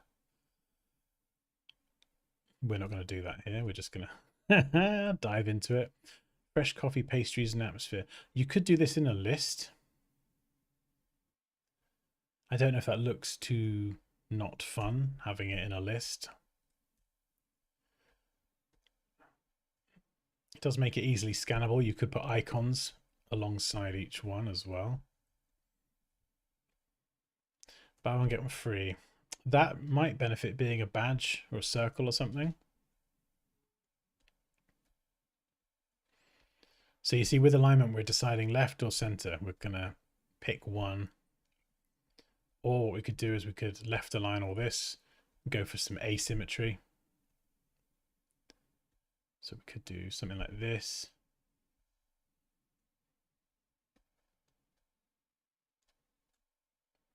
Although this does create some weird gaps. So having it centered at the top does at least balance it out. So look at our image. There we go. That'll do for now. So we'll copy that. We'll bring it into Photoshop. We'll paste it in. We'll do a select subject, and we should be able to get a pretty decent cutout. Insane. Insane. Which is good. Let's get rid of my crappy sketch. And we can make this bigger as well by cutting some of it off. Now, where do we want to put this? I'm maybe tempted to put it on the right. Do you know what would be really good, actually? Grand opening. In Costa, they have those cups that have a double handle. I'm going to try something. This might be a terrible idea. This is good. Make the cup have a handle on both sides, and then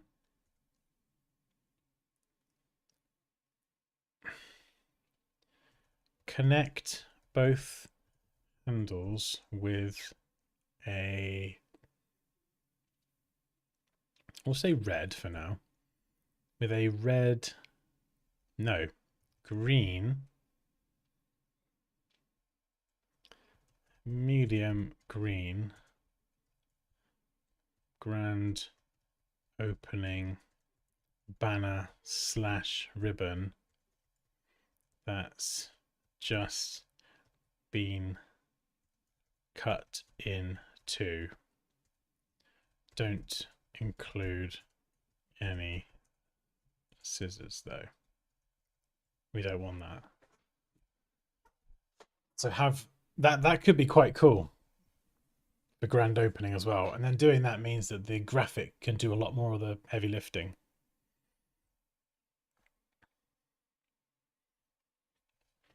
Oh, awesome. This is your work. Just started learning. Amazing. Amazing. Cool. Well, hopefully this is helpful. You've been chosen. I'm going to have a play. I wasn't planning on doing this today, but I think it's quite helpful sometimes when you sort of see the thought process behind how someone else would tackle it. Right, let's move this text to the top because I'm getting muddled. So we could go with, we could actually, yeah, no, we could stick with that left alignment across the whole thing.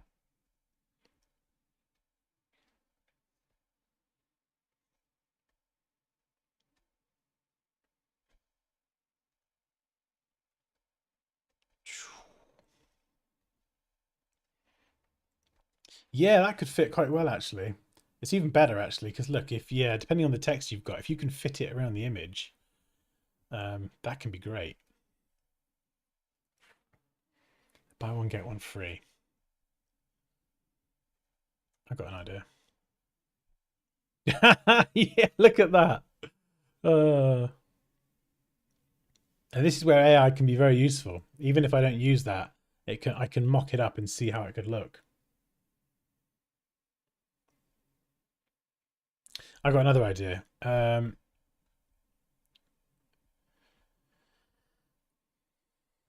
Go back to this image, but add a sticker to the side of the cup that says buy one coffee, get one free.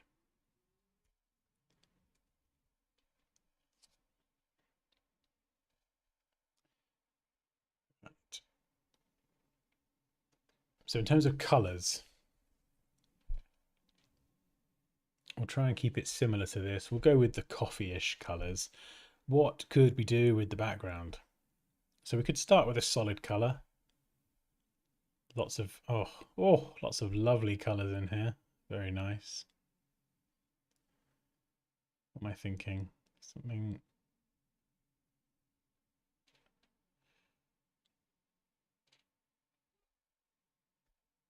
Yeah, I don't know. I might. Let's try that as a base color. And then what we'll do is we'll try and add in a lighter color. Maybe just shift the hue towards yellow a bit more. And we'll invert it.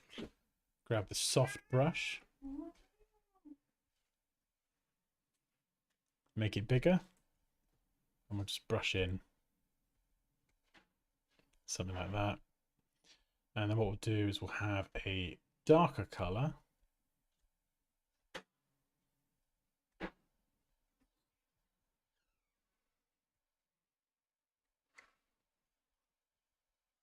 And then we could brush this one in down here.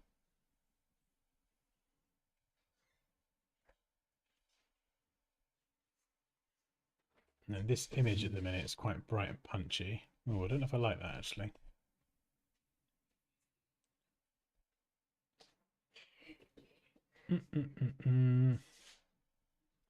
Okay, let's try. See how it would look if we add a shadow.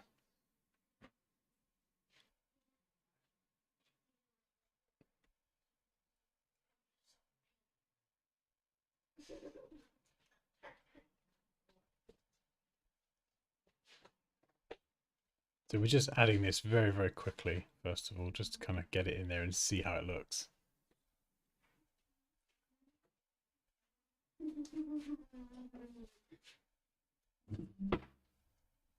Dan, Crumble's lost his arms. What? Oh, he's become like a little bun. So we're adding the shadow that tilts the coffee up. And let's try something different for that. Let's do a radial gradient, maybe coming out from behind the coffee cup. That's better. We can move it up a little bit. Yeah, there we go. That's quite nice.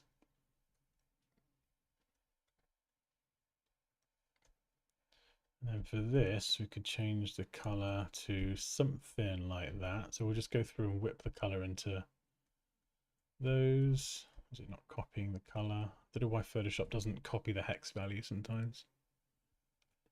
FFD. It's really stupid. Yeah, it's just, I don't know, it's just stop copying and pasting colors. For some daft reason, who knows?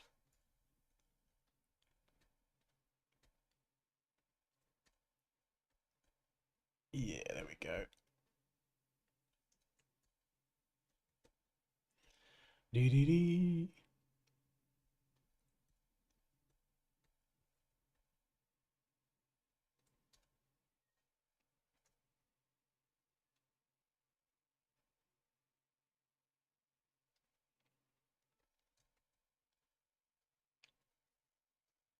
Yeah, so we are kind of effectively wireframing it as we go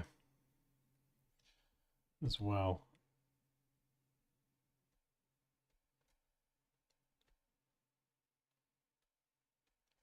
And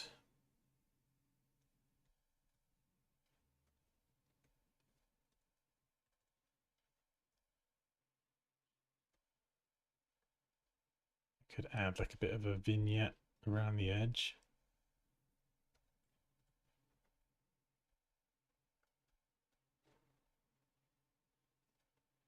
Warm it up a little bit, nudge it more towards orange.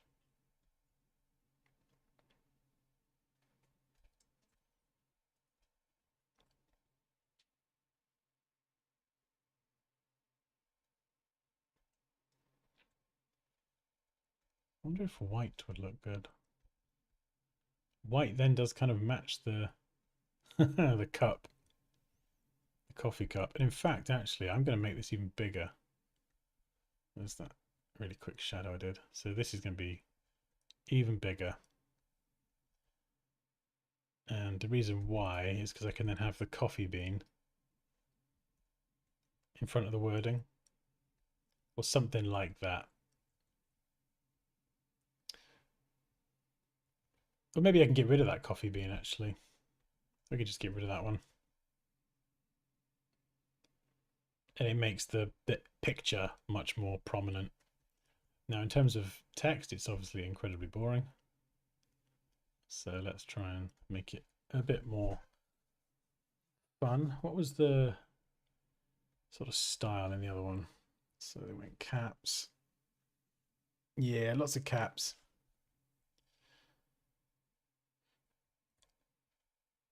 And this would have been a logo. Bloom and Brew Cafe.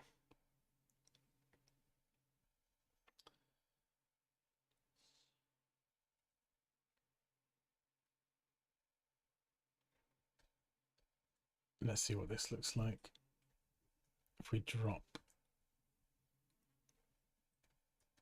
that in.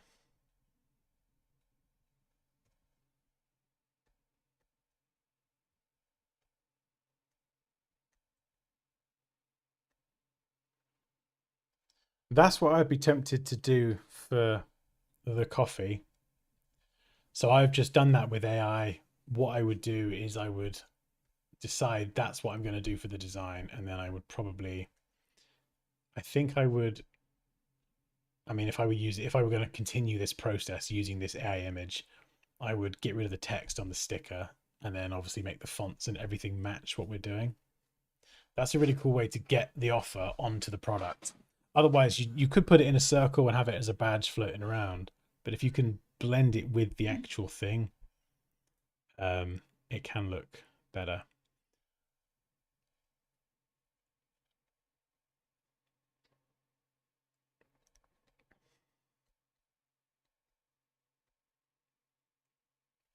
Stuck on the colors. I'm not sure if this feels too dark.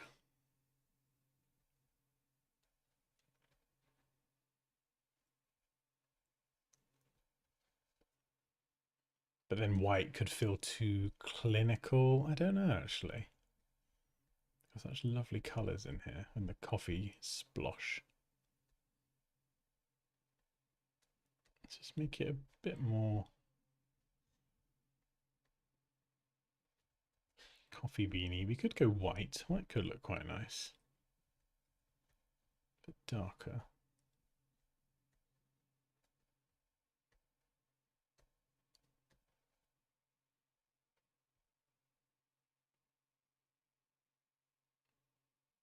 Yeah, you could. In terms of, that's probably what I would do in the end, is I would create the sticker in, I'll probably stay in Photoshop because I'm in here, and then I would mock it up. But if I create the sticker first and mock it up, I've just probably spent about 20 minutes making it. Whereas using AI lets me put it on there straight away and I can go, oh, actually, yeah, that's a good idea. Whereas if the sticker goes on there and it looks terrible, I've not spent 20 minutes making a sticker. So that's the way that I use it to kind of speed up what I'm doing. It just helps me make decisions faster before I spend loads of time actually going and making the thing from scratch.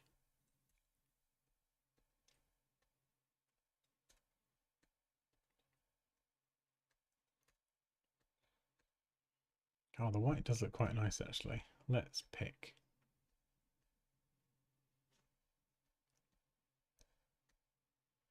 Yeah, chunky. Chunky chunk. Yeah, we don't really have a logo. Grand opening. We could tighten tracking a little bit. Just kind of brings the letters a bit closer together. Does Photoshop have the one-click mock-up? No, so it's kind of, I don't know. I don't think so. Not in the same way Illustrator does. Illustrator's got an amazing mock-up feature, but the mock-up feature in Illustrator misses one key thing for me, and that is blending shadows and highlights on what's underneath through. So in Illustrator, it will map and mesh warp it to map the thing to the surface and move it around, but it doesn't let the shadows and lighting come through. You can try and cheat it with a blending mode, but what I would normally do is maybe do the warp in Illustrator and then bring that into Photoshop, and then I would use my blend ifs to bring it through. And then depending if it's a material, then I might even go and add a displacement map as well. It depends how well Illustrator does with it. That's the one thing I think Illustrator's missing with the mockup tool is the ability to blend existing shadows and highlights through onto the graphic. That would complete the workflow for me in Illustrator.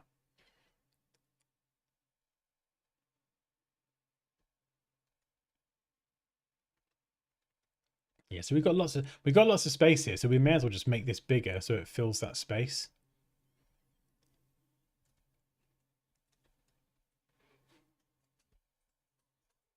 And what could we do here? We could make this a little bit bigger. Yeah, I'm not going to spend too long working on this. It's just really to kind of illustrate how we can streamline certain bits of information, where we can take bits from one part of the design and add it onto something else, like the coffee mug, and then the address and all this down here. Yeah, it's probably less important. I need a logo for that, really. But you could move it down there.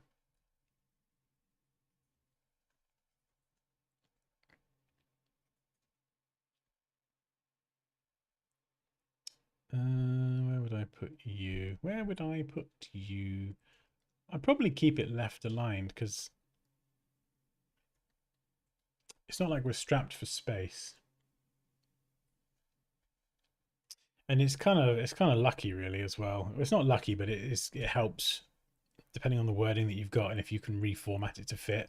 You see here with the cup, it kind of goes around this, so the text kind of fits in that space. I think design sometimes is like a game of Tetris, trying to fit everything together. So here as well, you know, we've got the address. Could make that even smaller. So we don't have too many different font styles and sizes.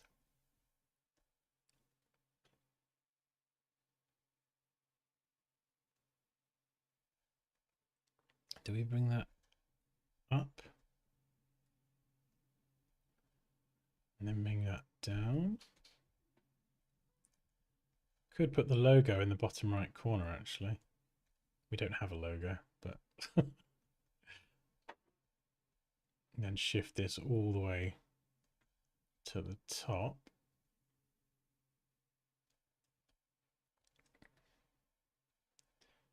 And then maybe just get rid of a few bits.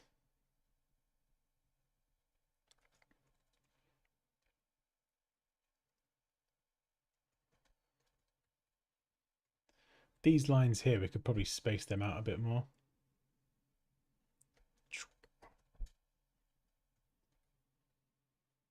And just bring them up a little bit higher. And what size is that? That size is, yeah, let's obviously round that. So we'll go 54. We'll drop the weight to medium. So then we'll go similar here as well. Might be too small actually.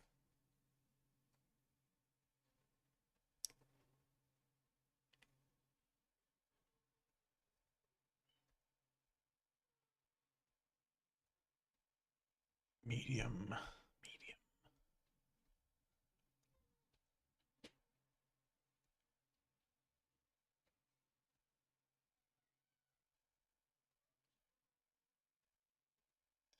Do do do do. I mean, we could just try and whip up a coffee logo really quickly.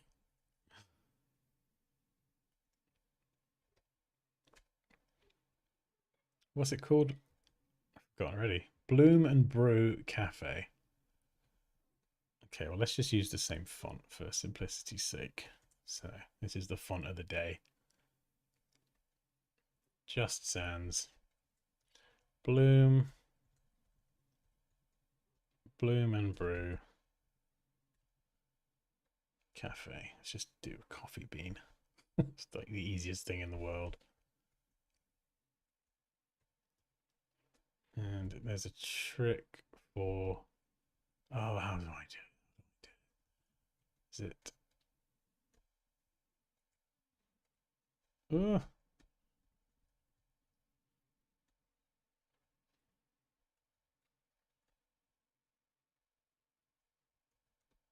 how was it? There's a way to do a really nice coffee bean shape, and I can't remember. Something like that. There's a way of doing it with more precision, but that'll do for now. There we go. The most non-memorable coffee bean logo in the world.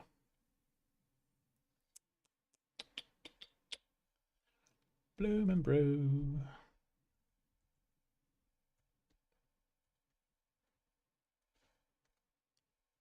Let's make you a tiny bit thicker. There we go. At least we've actually got like a logo to work with now instead. Let's plonk that in.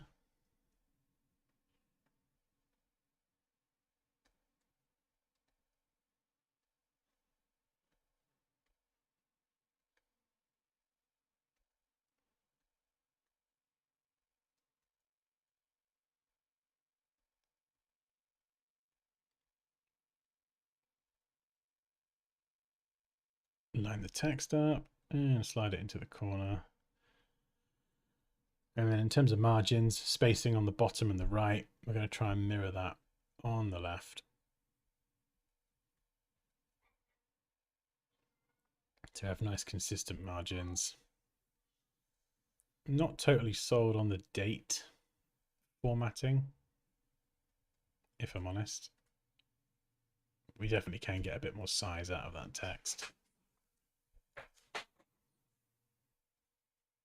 Kind of wondering actually if I could stick this on its own second line. That might look a bit better. It kind of leaves that empty space in the corner. Let's try it.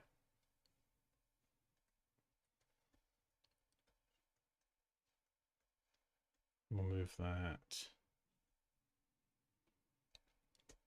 up and we can move that down. I suppose we could do that and then have the cup floating. Rotate it a bit so the splashes don't crash into the text. You've still got the buy one get one free visible. So kind of, you can see how we can change the design quite massively just with a few tweaks. Let's do that. Let's, oh yeah, look, that fits even perfecter. Even better.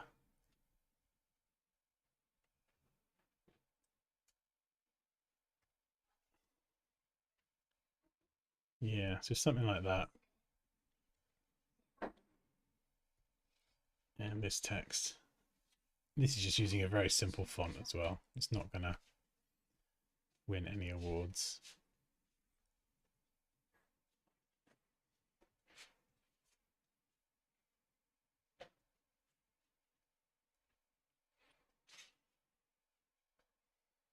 What are you making? A thing. Oh.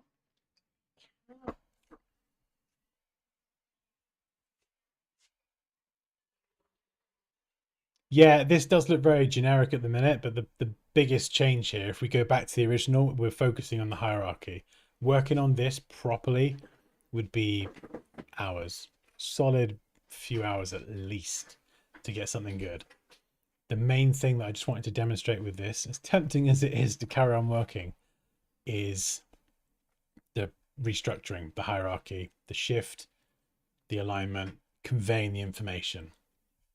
So yeah, the colors feel a bit clinical, blah, blah, blah. I don't even know about the business really, you know, maybe these colors are more suitable, whatever. But the hierarchy and the alignment, the consistency with margins and conveying certain bits of information more, and then streamlining that as well, you know, rather than writing the date, the word date, get rid of that. Location pin, don't need that. Writing the time in a shorter way, and then putting the sticker on the cup itself so we don't have to have more information over here. It's just redistributing everything in a way that fundamentally makes a lot more sense. in terms of the design, the styling, all that kind of fluff, that comes after. That's like the that's like the flavor. That's like, no, that's the icing on the cake. That is the icing on the cake. What we're doing here is just making sure the cake actually tastes nice and people want to eat it. Does that make sense? That's my I want to analogy. eat the cake. I want to eat some cake as well.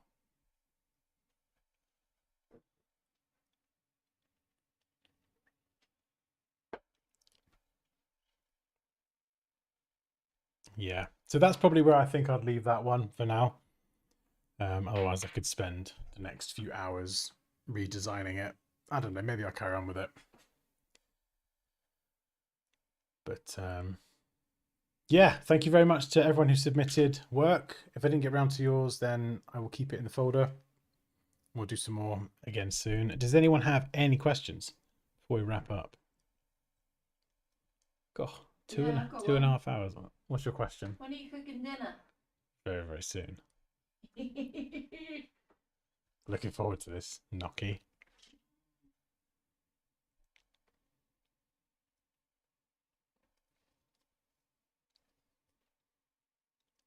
Oh, catch you later, Reese.